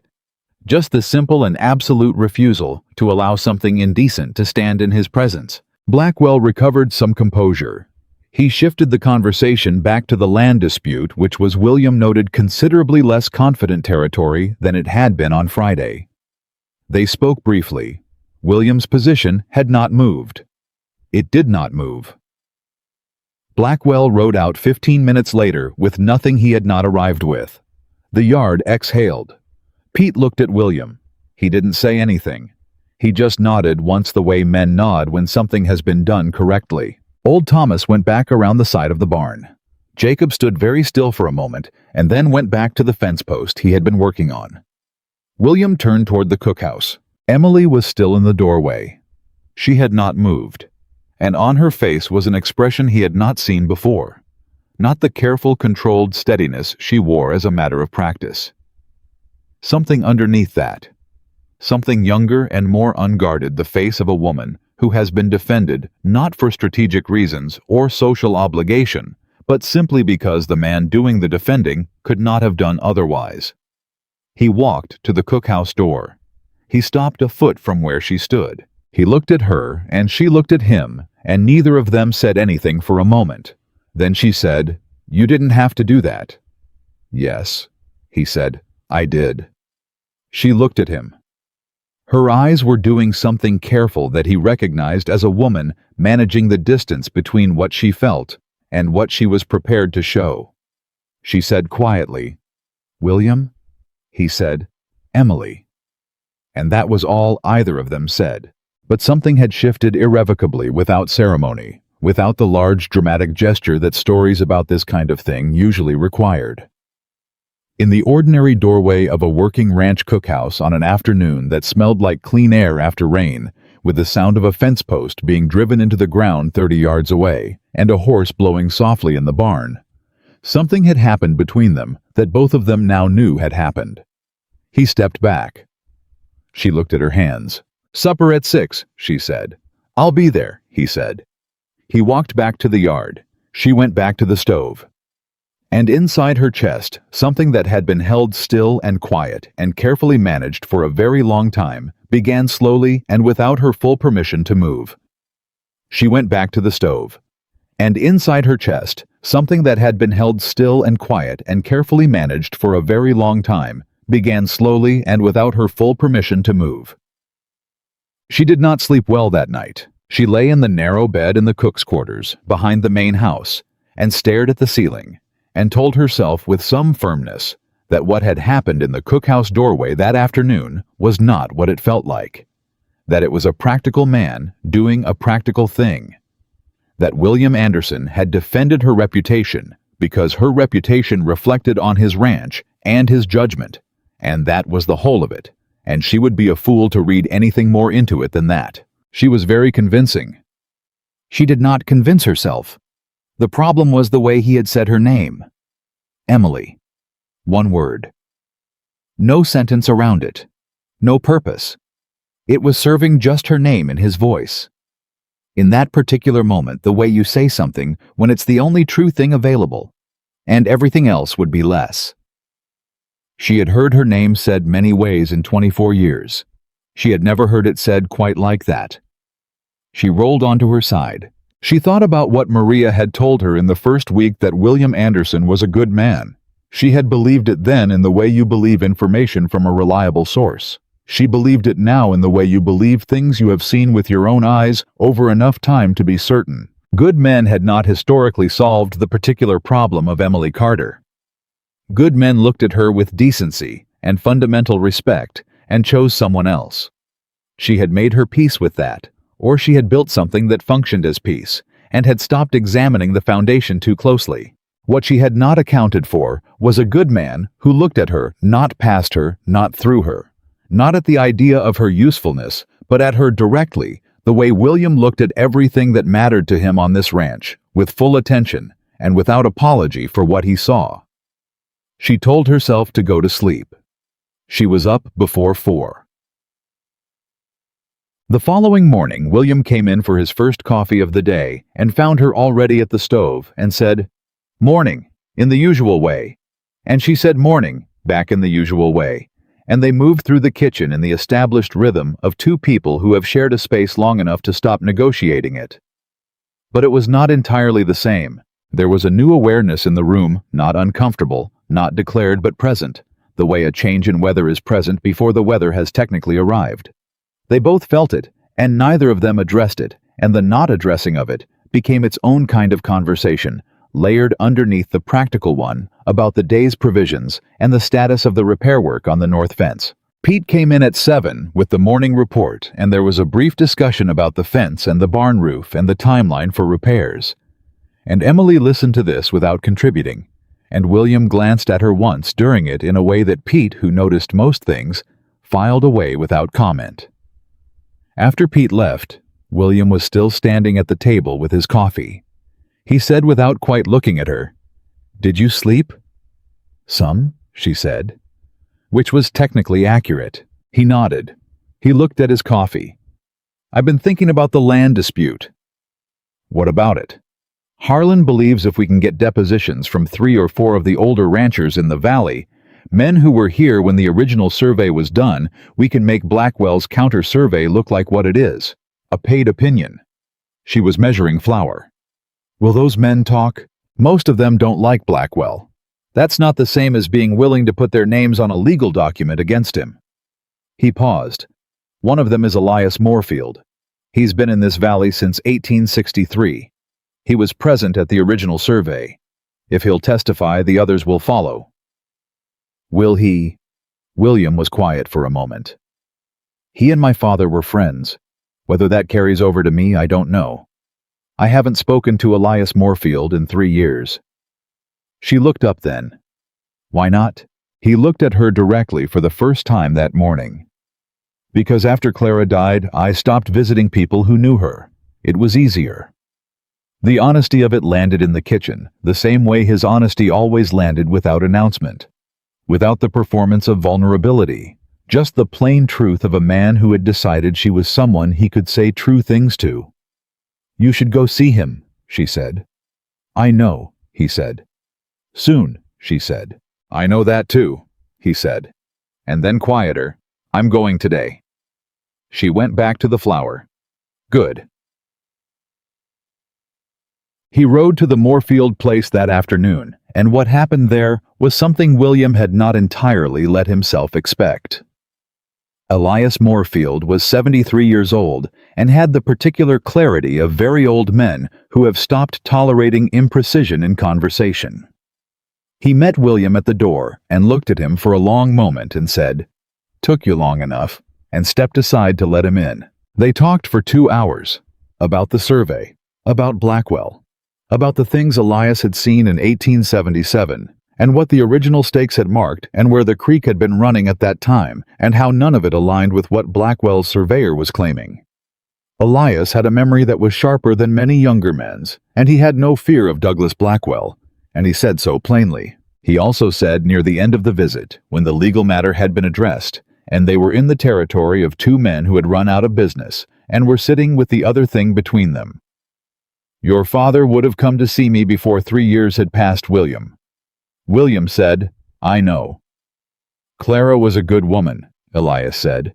"Losing her was a loss, but you've been losing yourself ever since, and that's a different matter."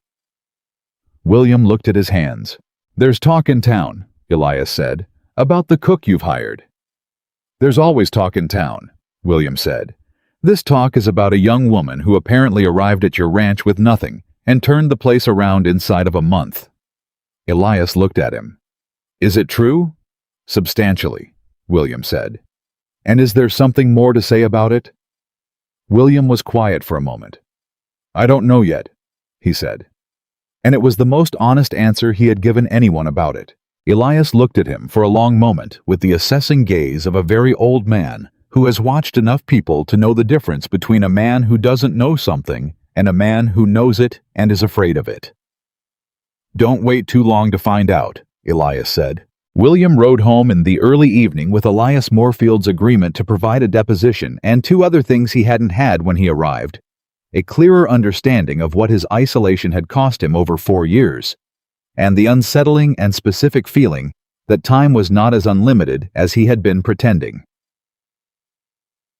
He came back to find the cookhouse lit and the smell of supper on the air and the sound of voices inside Emily's and Maria's and the low bass rumble of Thomas. He stopped at the door. Emily was at the stove. Maria was at the table. Thomas, who never lingered after meals, was sitting in the chair near the window with a cup of coffee, talking with the ease of a man who has found a place where he is comfortable, which for Thomas was notable enough that William stood in the doorway a moment longer than he needed to. Emily saw him. "Supper in 30 minutes. How did it go?" "He'll testify," William said. Maria said something in Spanish that was clearly positive. Thomas nodded once in the manner of a man receiving information he had expected. "I told you," Emily said, turning back to the stove. Not with triumph, with the simple matter-of-fact quality of someone who had assessed the situation correctly and saw no reason to make more of being right than the fact itself warranted. He hung his hat and sat at the table, and Maria put coffee in front of him, and the cookhouse was warm and full of the particular noise of a kitchen where people are at ease.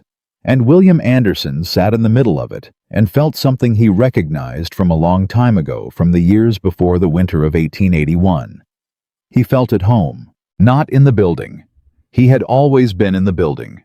He felt at home in the way you feel it when the people around you make the space into something a building alone cannot manufacture. He looked at Emily's back at the stove. He did not look away quickly this time. The second major twist came 4 days later, and it came from a source that blindsided William completely. A letter arrived from Helena, not from a lawyer, not from the territorial court, not from anyone connected to Blackwell. From a woman named Margaret Yates, who identified herself as the sister of Clara Anderson's closest friend, writing on behalf of a family matter that she preferred not to put more specifically in writing, but which concerned William, and which she hoped he would agree to discuss if she called on him the following week. William read the letter 3 times. He knew the name Margaret Yates. He knew who she was.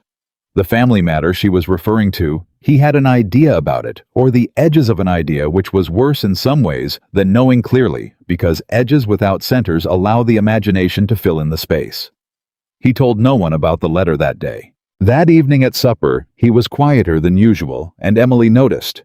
She said nothing during the meal, but when the kitchen had cleared and Jacob had gone, and it was the 2 of them in the ordinary quiet of the after-supper hour, she looked at him. Something happened today that isn't the ranch, she said. He looked at her. You don't have to tell me, she said. I'm not asking you to. He turned the coffee cup in his hands. A letter came from Helena, a woman named Margaret Yates. Emily's expression was attentive and careful and gave him nothing that wasn't his to determine. She was connected to Clara's family, he said. She wants to visit. She says there's a family matter. He stopped. Emily said, Is that what's worrying you? The visit itself or what she might want? Both, he said. Then with the specific difficulty of a man unfolding something he has kept folded for a long time. Clara's family never believed the fever was natural. Her mother. She was a difficult woman, strong opinions. She had it in her mind that the conditions at the ranch, the winter preparations, that there were things that could have been done differently. She never said it directly to me. She stopped speaking to me directly about 2 months after the funeral. The kitchen was very quiet. You think this Margaret Yates is coming on behalf of Clara's mother? Emily said. I think it's possible. He looked at the table. Clara's mother is not someone who lets things go. I have had 4 years of not hearing from that family, which I understood to be a mutual agreement that the silence served everyone. If that's ending, I'd like to know why. Emily was quiet for a moment. Then she said, What do you think she could want realistically? To tell me something I've spent 4 years telling myself, he said. That I could have done more. The sentence landed in the room and stayed there. Emily looked at him for a long time. Not with pity. He would have known the difference, and he would not have been able to bear pity from her. With something that was more honest and more painful than pity understanding. Did you? She said. Could you have done more? He looked up. Tell me honestly, she said. Not the story you tell yourself at 3 a.m. What do you actually know to be true? He held her eyes. He had not been asked this question by anyone including himself, with this particular expectation of a real answer. I was with her every night for 9 days, he said. I rode for the doctor in the middle of a blizzard. I did everything the doctor told me, and 3 things he didn't think of. I kept her warm. I kept talking to her even when she couldn't hear me. His voice was steady. And she died anyway, because fevers kill people sometimes.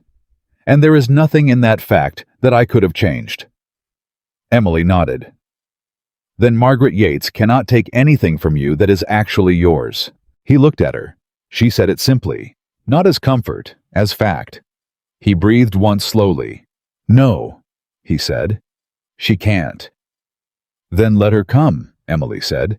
You've been carrying that family's grief on top of your own for 4 years. Maybe it's time to put some of it down. He did not say anything for a moment. Then he said, How do you do that? Do what? Take complicated things and make them that clear. She almost smiled. It was the closest she had come to smiling at him in a direct and personal way, rather than at the room in general. I grew up making decisions about food on a budget that didn't allow for anything unclear. You learn to find the actual question fast. And what's the actual question? He asked. She looked at him. For you? It's whether you're going to let the past 4 years be the rest of your life, or something else. The room was very still. He said, What do you think the something else looks like? She held his eyes. A moment passed that was longer than most moments. Something moved across her face, not the careful management she usually wore, but the underside of it, the real territory beneath the controlled surface. And what was there was feeling specific and directed and not hidden enough in this particular unguarded second.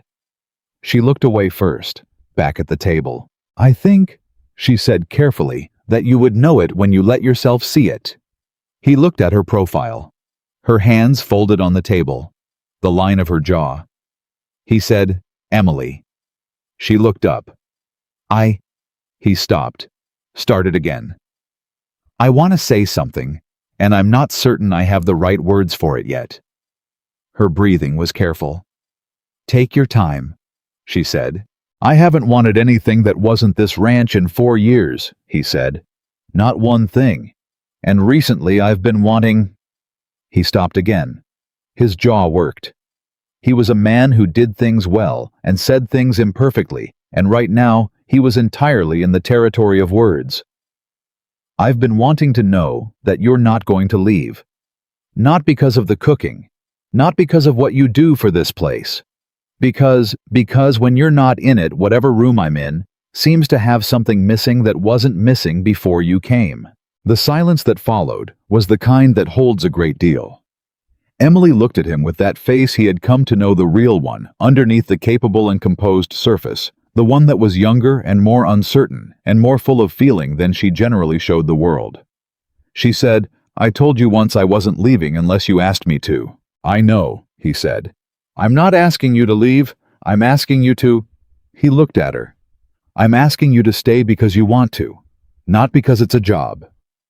A pause. She said, William, I stopped thinking of it as just a job a long time ago.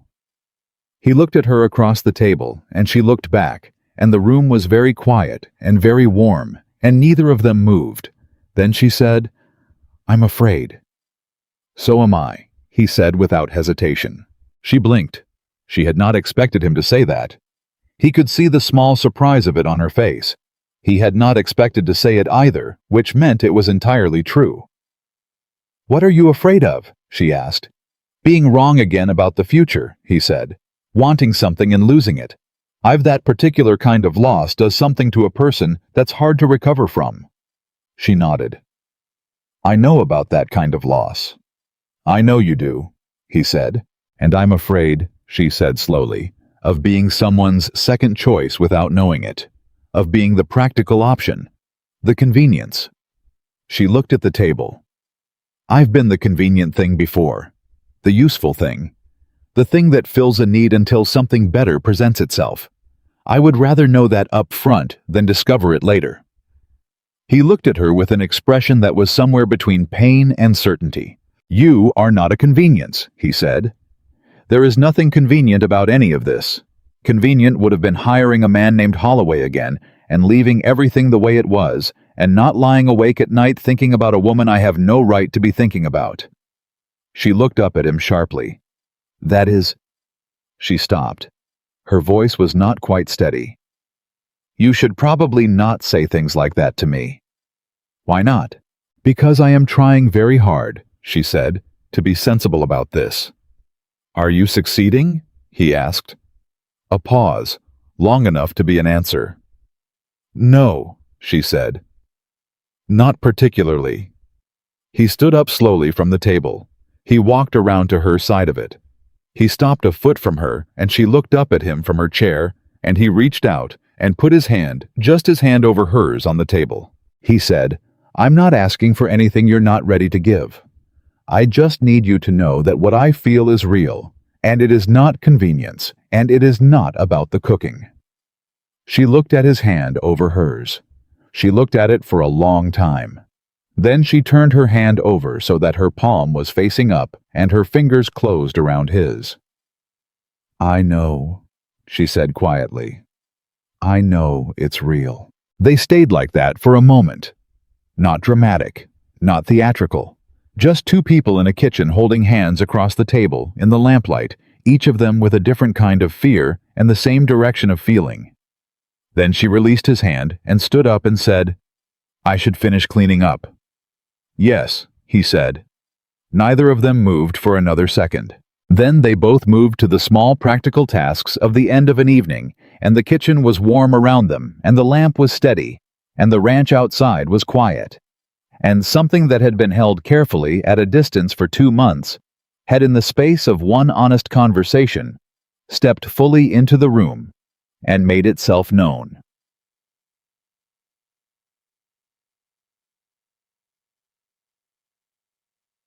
Margaret Yates arrived on a Thursday. She was 55, thin, dressed in the careful manner of a woman from a city who has put thought into what she wears to make an impression.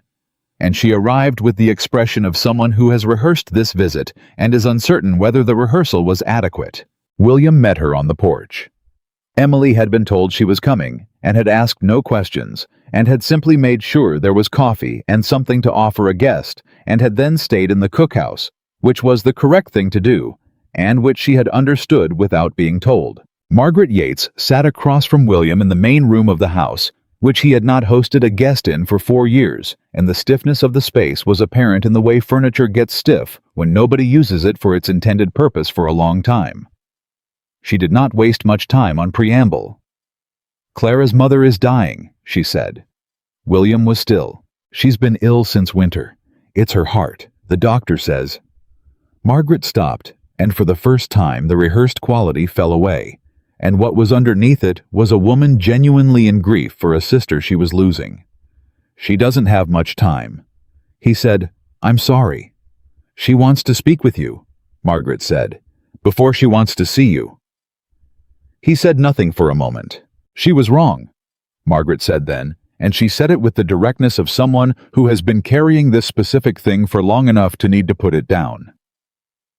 What she said, what she implied after Clara died. About the ranch, about what you could have done.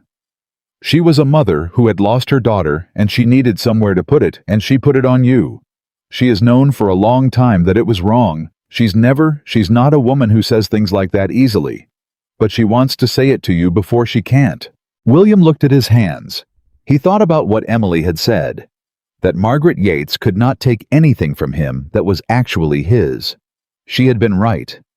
And now Margaret Yates was here, not to take anything, but to give something back, something he had not known until this moment, that he had been waiting 4 years to receive. "I'll come to Helena," he said. Margaret exhaled. "Thank you, William." He walked her out. He watched her wagon go. He stood in the yard for a minute, and Pete came around the corner, took one look at his face, and said nothing. Sometimes Pete's particular skill was knowing when there was nothing to say. William walked to the cookhouse. Emily was at the stove. She turned when he came in, and whatever she saw on his face made her turn fully and give him her full attention. He said, "She's dying. Clara's mother. She wants to see me." Emily's expression was careful and present. "Will you go?" "Yes." She nodded. He said, "She told me Clara's mother has known for a long time that what she implied that it was wrong, that it wasn't my fault." Emily looked at him steadily. "She was right the first time," Emily said. "Who was the woman who said it wasn't your fault?" She held his eyes. "She was right. And the part of you that's been arguing with her for 4 years, I think it already knew she was right.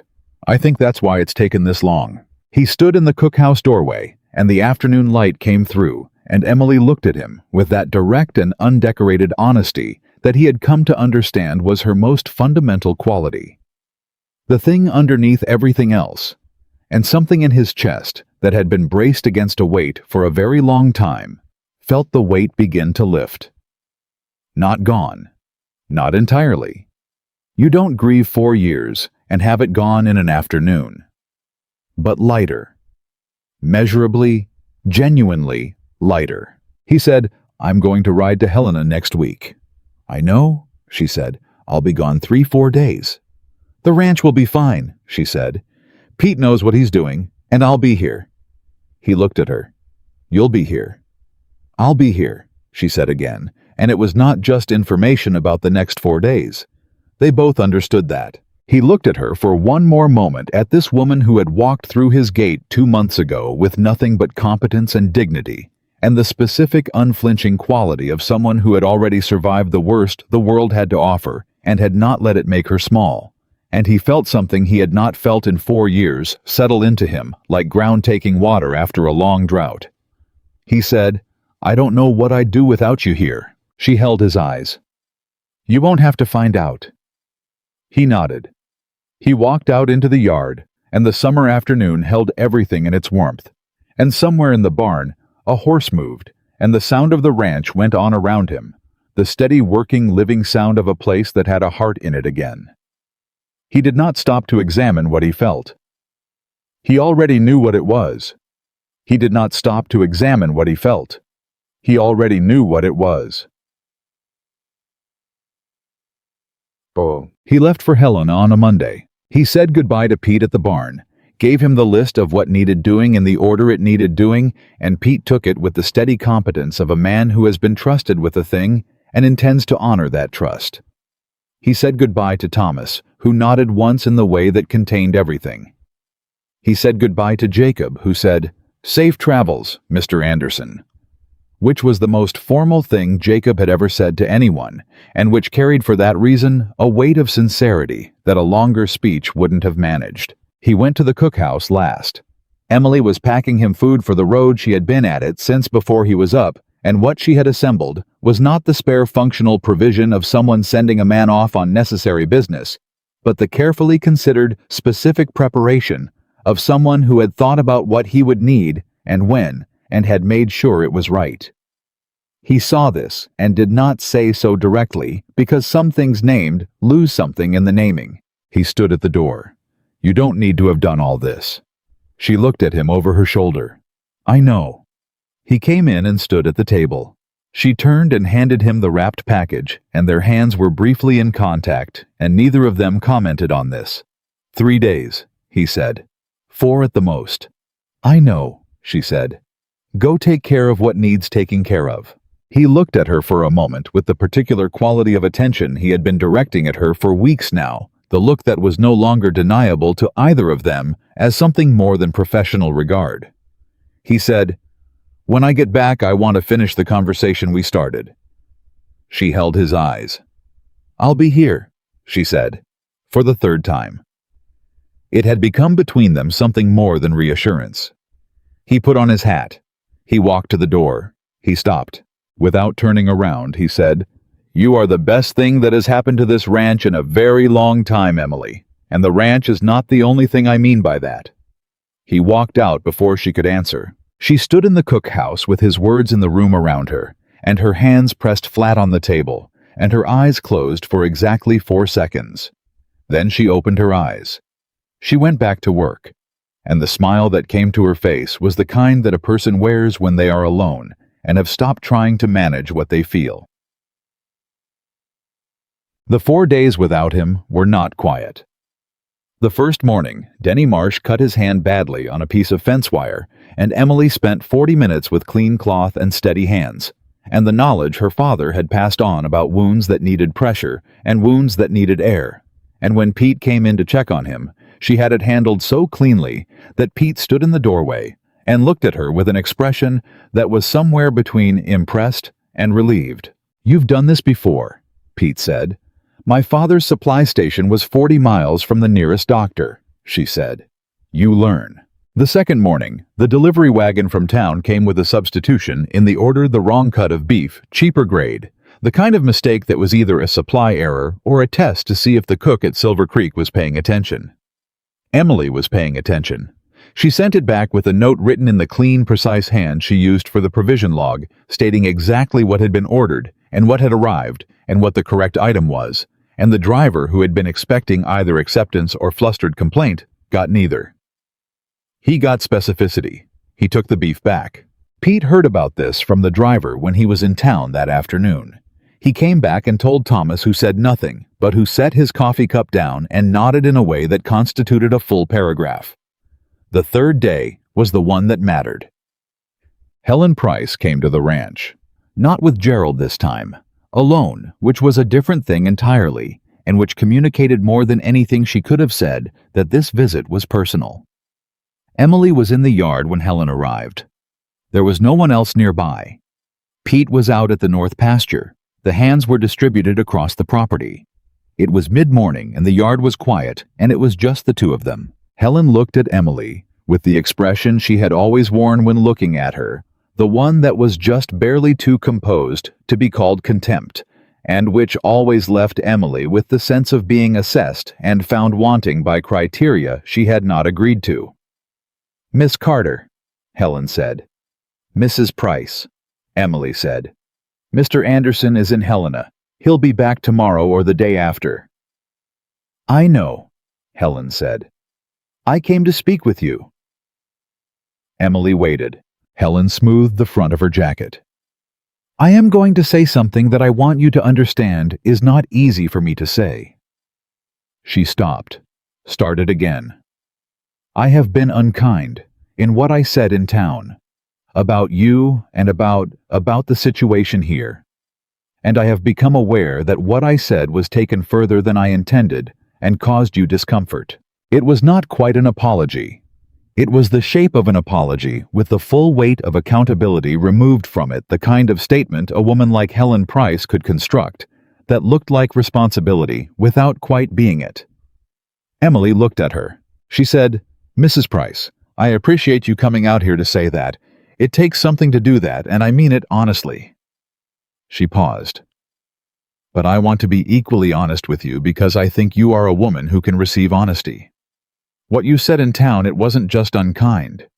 It was untrue. And the damage that untrue things do doesn't become smaller because the person who said them didn't intend the full damage." Helen blinked. She had not expected this. She had expected either wounded acceptance or aggressive rejection, and she had gotten neither. Emily said, "I have worked hard in this place. I have done my job well. I have caused no scandal and behaved with no impropriety and given no one any legitimate cause for the things that were said. And I have had to be twice as careful and twice as correct as a woman who fits the picture people have in their heads of what a woman should look like because the world is not generous to women who don't fit that picture." Helen was very still. "I don't tell you this to shame you," Emily said. "I tell you because I think somewhere in you, you know it's true. And I think you're standing in my yard because that knowledge has been uncomfortable to sit with." A long silence. Helen looked at her with an expression that Emily had not seen on her face before. Something stripped of its habitual social management, something genuinely taken aback, and underneath that something almost like recognition. "You are not what I expected," Helen said quietly. "I know," Emily said. "Most people aren't if you look long enough." Helen was quiet for another moment. Then she said, "The things I said, I will correct them. What I told people. I will say I was wrong." Emily looked at her. "That matters," she said. "Thank you." Helen Price rode back to town, and Emily watched her go, and felt not triumph, but something more complex, the particular exhaustion that comes from having stood your ground in a place where you shouldn't have had to fight for it, and having won without fully wanting to have needed to win. She went back to the kitchen. She made bread. 10. William came back on the fourth day late afternoon, riding in from the East Road in the amber light that the summer made when it was being generous. Emily heard the horse before she saw him and came to the cookhouse door and watched him ride in. He looked different, not dramatically, but there was something in the set of his shoulders that was not what it had been when he left, something slightly less braced, slightly less held. Like a man who has put down a bag he has been carrying for so long, he forgot he was carrying it. He dismounted. Pete came from the barn and took the horse. William said something to Pete quietly, and Pete nodded and took the horse inside. William walked to the cookhouse. He stopped in the door. He looked at her. "How was it?" she asked. "Hard," he said. "And necessary." He came in and sat at the table, and she put coffee in front of him without being asked and sat across from him. Clara's mother, Eleanor, she's not a woman who says she's wrong easily. But she said it. She said she was wrong, and she said she was sorry, and she meant both. I could hear it. Emily watched his face. How did it feel? Like, he stopped. Like the last few years made a different kind of sense. Not better sense, just different. Like the shape of a thing changing without the thing itself changing. She nodded. She understood that. "I went to Clara's grave while I was there," he said. I hadn't been since the burial." He looked at the coffee. "I talked to her for a while, told her about the ranch, about what's been happening." He paused. "About you." Emily went very still. He looked up. "Is that wrong to have done that?" "No," she said, and her voice was careful and genuine. "No, I think that's exactly right." "She would have liked you," he said. "She was not a small person in any of the ways that matter. She would have recognized you." Emily looked at the table for a moment. When she looked up, her eyes were bright in a way she was managing carefully.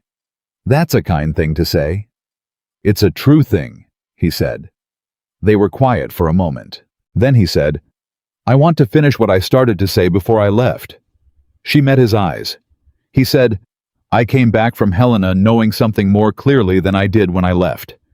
That I have been using grief as a reason to stop wanting things, and that using grief that way is it's a way of being loyal to loss instead of being loyal to living. And Clara was not a woman who would have wanted that from me." Emily did not say anything. She let him have the space to get there. "I want to live," he said. It was simple. It was also clearly enormous.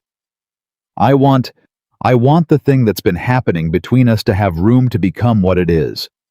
I want you to have that room too if you want it. And I want to say that clearly, so there is no question about what I'm asking." Emily looked at him for a long time. She said, "You have to understand something first." "All right," he said. "I have been told in specific and general terms for most of my adult life that I am not what a man wants. Not by one person, by enough people, in enough situations that I built a life that did not account for this being possible. Coming here. What's happened here?" She paused. "I am not afraid of caring for you. I have been doing that for some time without meaning to. What I'm afraid of is being wrong about what you mean. What I am afraid of is wanting this to be real and discovering it's something less." He said, "What would convince you it's real?" She looked at him. "You've already been doing it," she said. "Every day you've been doing it. Every time you defended me without being asked, every time you told me something true, every time you sat on that step in the dark and let the silence be enough." She paused. "I know it's real, William. I've known it for a while. I'm just afraid of it." "So am I," he said. The same words he'd said before, and the same honesty behind them. She said, "That might be the most reassuring thing you could have told me." He reached across the table. She put her hand in his. This time neither of them let go quickly. The twist that hit Silver Creek 3 days later arrived in the form of a legal document from the territorial court in Helena. Not the Blackwell survey dispute, but something entirely unexpected. A formal notification that a previous creditor of the Carter Supply Station, the leaseholder who had sold the property from under Emily after her father died, had died himself intestate, and that the assets of his estate, including the remaining proceeds from the Carter property sale, were being distributed to documented claimants. Harlan Oates rode out to deliver it personally because Harlan, who had been filing Emily's name as interested party in the estate matter since she'd mentioned the circumstances to him 2 weeks ago in passing, understood that the notification was significant. Emily read the document at the kitchen table, with Harlan sitting across from her and William standing behind her, having come in from the yard when he saw Harlan's horse. She read it twice. She looked up at Harlan. It says you're entitled to file as a claimant," Harlan said. "The proceeds from the property sale less the lease balance, it's not a fortune. But it's not nothing. It's yours if you file the claim correctly and nobody contests it." She set the document down. She said, "How long has this been? When did this process start?" "His estate's been in probate since February," Harlan said. "I filed your name as a potential interested party when you mentioned your father's lease. I should have told you I was doing it. I didn't want to raise expectations until there was something real." She looked at the document again.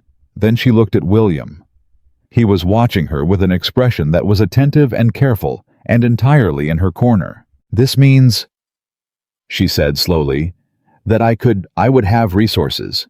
I wouldn't be—" She stopped. She was working through something that was more than financial, and all three of them in the room knew it. "I wouldn't be dependent on this position for my livelihood." "No," Harlan said. "You wouldn't." William understood immediately what she was doing.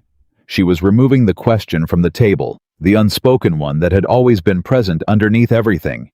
The one that said, "Is she here because she has to be, or because she chooses to be?" She looked at William. "I want to be here," she said.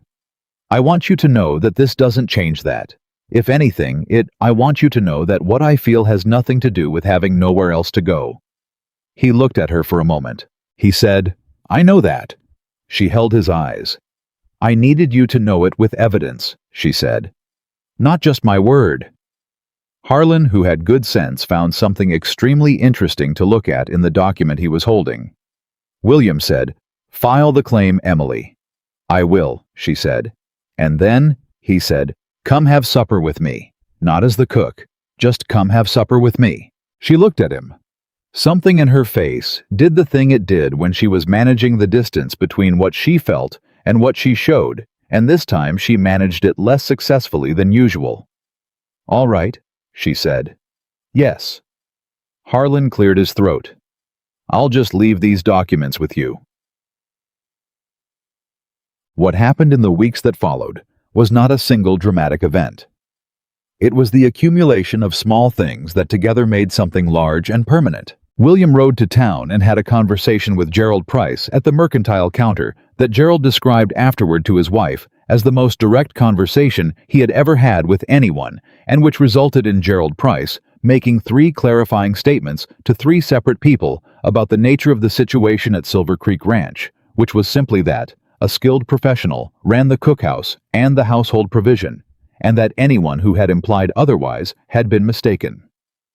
Gerald said this with the particular conviction of a man who has been clearly informed of the consequences of not saying it. Helen Price, for her part, was as good as her word. She did not make speeches. She simply, in the course of her ordinary social interactions, said that she had been wrong about what she'd implied, and that Miss Carter at Silver Creek was an impressive young woman, and that was that. In a town like Silver Creek, Helen Price revising her opinion was an event with structural consequences. The talk did not stop overnight, but it changed direction. Elias Moorfield's deposition, combined with 2 others from men who had been present at the 1877 survey, was filed with the territorial court. Harlan Oates submitted the full documentation package. Blackwell's lawyer and Helena reviewed it, and in the way lawyers review things when the evidence is against their client, and the client is not as important as he believes himself to be, advised Blackwell that the case as constructed would not prevail. Blackwell withdrew the survey claim in the 3rd week of August. He did not come to Silver Creek to announce this. He sent Fitch with a letter. William read the letter. He folded it. He put it in the desk drawer where he kept things that were resolved. He went to find Emily. She was in the cookhouse yard talking to Jacob. Jacob was talking back, actually talking full sentences with the tentative and earnest quality of a young man who has recently discovered that he has things worth saying to people who are worth saying them to. Emily was listening with her full attention in the way she listened to everything, and Jacob was standing up slightly straighter than he had when he'd arrived at Silver Creek 6 weeks ago. William stopped a few feet away and waited until there was a natural pause in the conversation. Jacob saw him first, nodded. "Mr. Anderson," and walked back toward the barn with the quiet self-possession of someone who has been seen and was not embarrassed by it. William looked at Emily. "Blackwell withdrew," he said. She took a breath. "It's over. It's over." She stood with that for a moment. Then she said, "Your father built something worth protecting." "Yes," he said. "He did." He looked at her. "So have I," he said. "Recently." She met his eyes. She did not look away. He said, "Emily Rose Carter, I have something to ask you, and I intend to ask it plainly because I don't have a better way." Her breathing changed slightly. He said, "I want you to stay at Silver Creek, not as the cook, and not as someone who works here, but as the person this place belongs to, as much as it belongs to me. I want you to stay as my wife if you'll have me, and I want to say before you answer that I know what I'm asking, and I know what it costs a person to trust something like this after the world has given them reasons not to, and I am asking anyway, because everything in me is certain, and I am not a man who is often certain of anything." The yard was still. Somewhere in the distance a horse moved. The sound of the ranch went on around them, steady and alive, and full of the particular warmth of a place that has people in it who care about it. Emily looked at him, and on her face, for the first time in the months he had known her, there was nothing managed. No careful distance. No controlled assessment. Just the face of a woman who has been given something she stopped believing the world would give her, and who is allowing herself fully and without reservation to receive it. She said, "I have been afraid of this exact question for 6 weeks." "I know," he said. "I could tell." "And I have been hoping you would ask it," she said, "for almost as long." He looked at her. "Is that a yes?" She said, "That is absolutely a yes." He crossed the distance between them in 2 steps, and she met him there, and he put his arms around her, the way a man holds something he has waited a long time to hold carefully and completely, and with no intention of letting go. She pressed her face into his shoulder, and he held her, and neither of them said anything, because everything had already been said.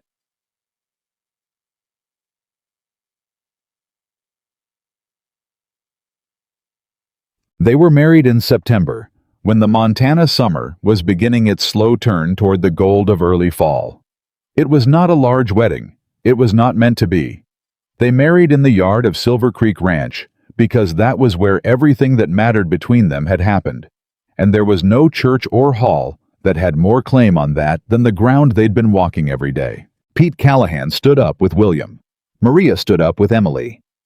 Old Thomas wore his best shirt, which was a dark wool that fit him across the shoulders, the way it had when he was 40 and still did.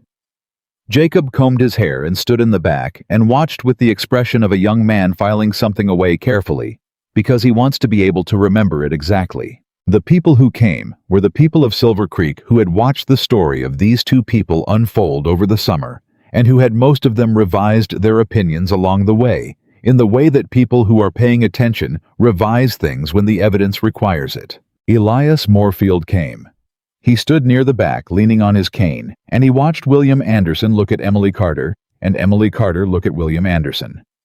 And when it was done, and they were married, Elias Moorfield said to no one in particular, "About time," which from Elias was practically a poem. Helen Price came. She sat in the second row, and she watched Emily walk through the yard in a dress that Maria had helped her make, and that fit her, the way clothes fit when someone has made them with actual knowledge of the person, rather than a general idea of what a person should be. And Helen's expression was complicated in the way the expressions of people are when they are witnessing something they had almost prevented and are aware of it. She did not say anything that day that required courage. She had already said the things that required courage. Today she just watched, and the watching was its own kind of accounting. The night after the wedding, when the guests had gone, and the yard was quiet, and the ranch settled into itself in the ordinary dark of a September evening, William and Emily sat on the front porch. Not the back step where they had first sat together. The front porch. Together side by side, looking out at the road. He said, "What are you thinking?" She was quiet for a moment. "I'm thinking about the day I walked up that road." She nodded toward the gate. "I was so hungry I could barely think straight. My shoes had a hole in the left sole. I had $11 and some change and no idea what was going to happen next. And now," he said. She looked at the road for a moment. Then she looked at him. "Now I'm home," she said. He put his arm around her. She leaned into him in the way a person leans when they have stopped calculating the risk of leaning and have decided that some things are worth falling into. They sat like that in the dark for a long time on the front porch of Silver Creek Ranch, in the particular quiet of a place where the work is real and the people are honest and the food is made with love, which is the most basic and the most profound thing that a place can be, and which this place was now entirely and permanently because of what had walked through its gate on a summer morning with $11 and a hole in her left shoe, and the particular kind of courage that doesn't announce itself, but simply keeps moving forward. The road stretched out in the dark. There was nothing on it tonight that needed to arrive. Everything that mattered was already here. And in the cookhouse that Emily Carter had turned into the beating heart of Silver Creek Ranch, the stove had gone cold for the night, but only for the night, because in the morning it would be lit again, and there would be coffee, and there would be biscuits with cold butter and a hot oven, and there would be men who came to the table because they wanted to be there. not because they had nowhere else to go. And the sound of all of it would fill the Montana morning, the way it had every morning for months now. The sound of a place that had been brought back from the edge of emptiness by a woman who knew what food was actually for. Not the eating of it, the being human again. Her father had known it. She had always known it. And now in this valley, in this life that had finally become entirely hers, she lived it every single day. That was the whole of it. And the whole of it was enough. More than enough. It was everything.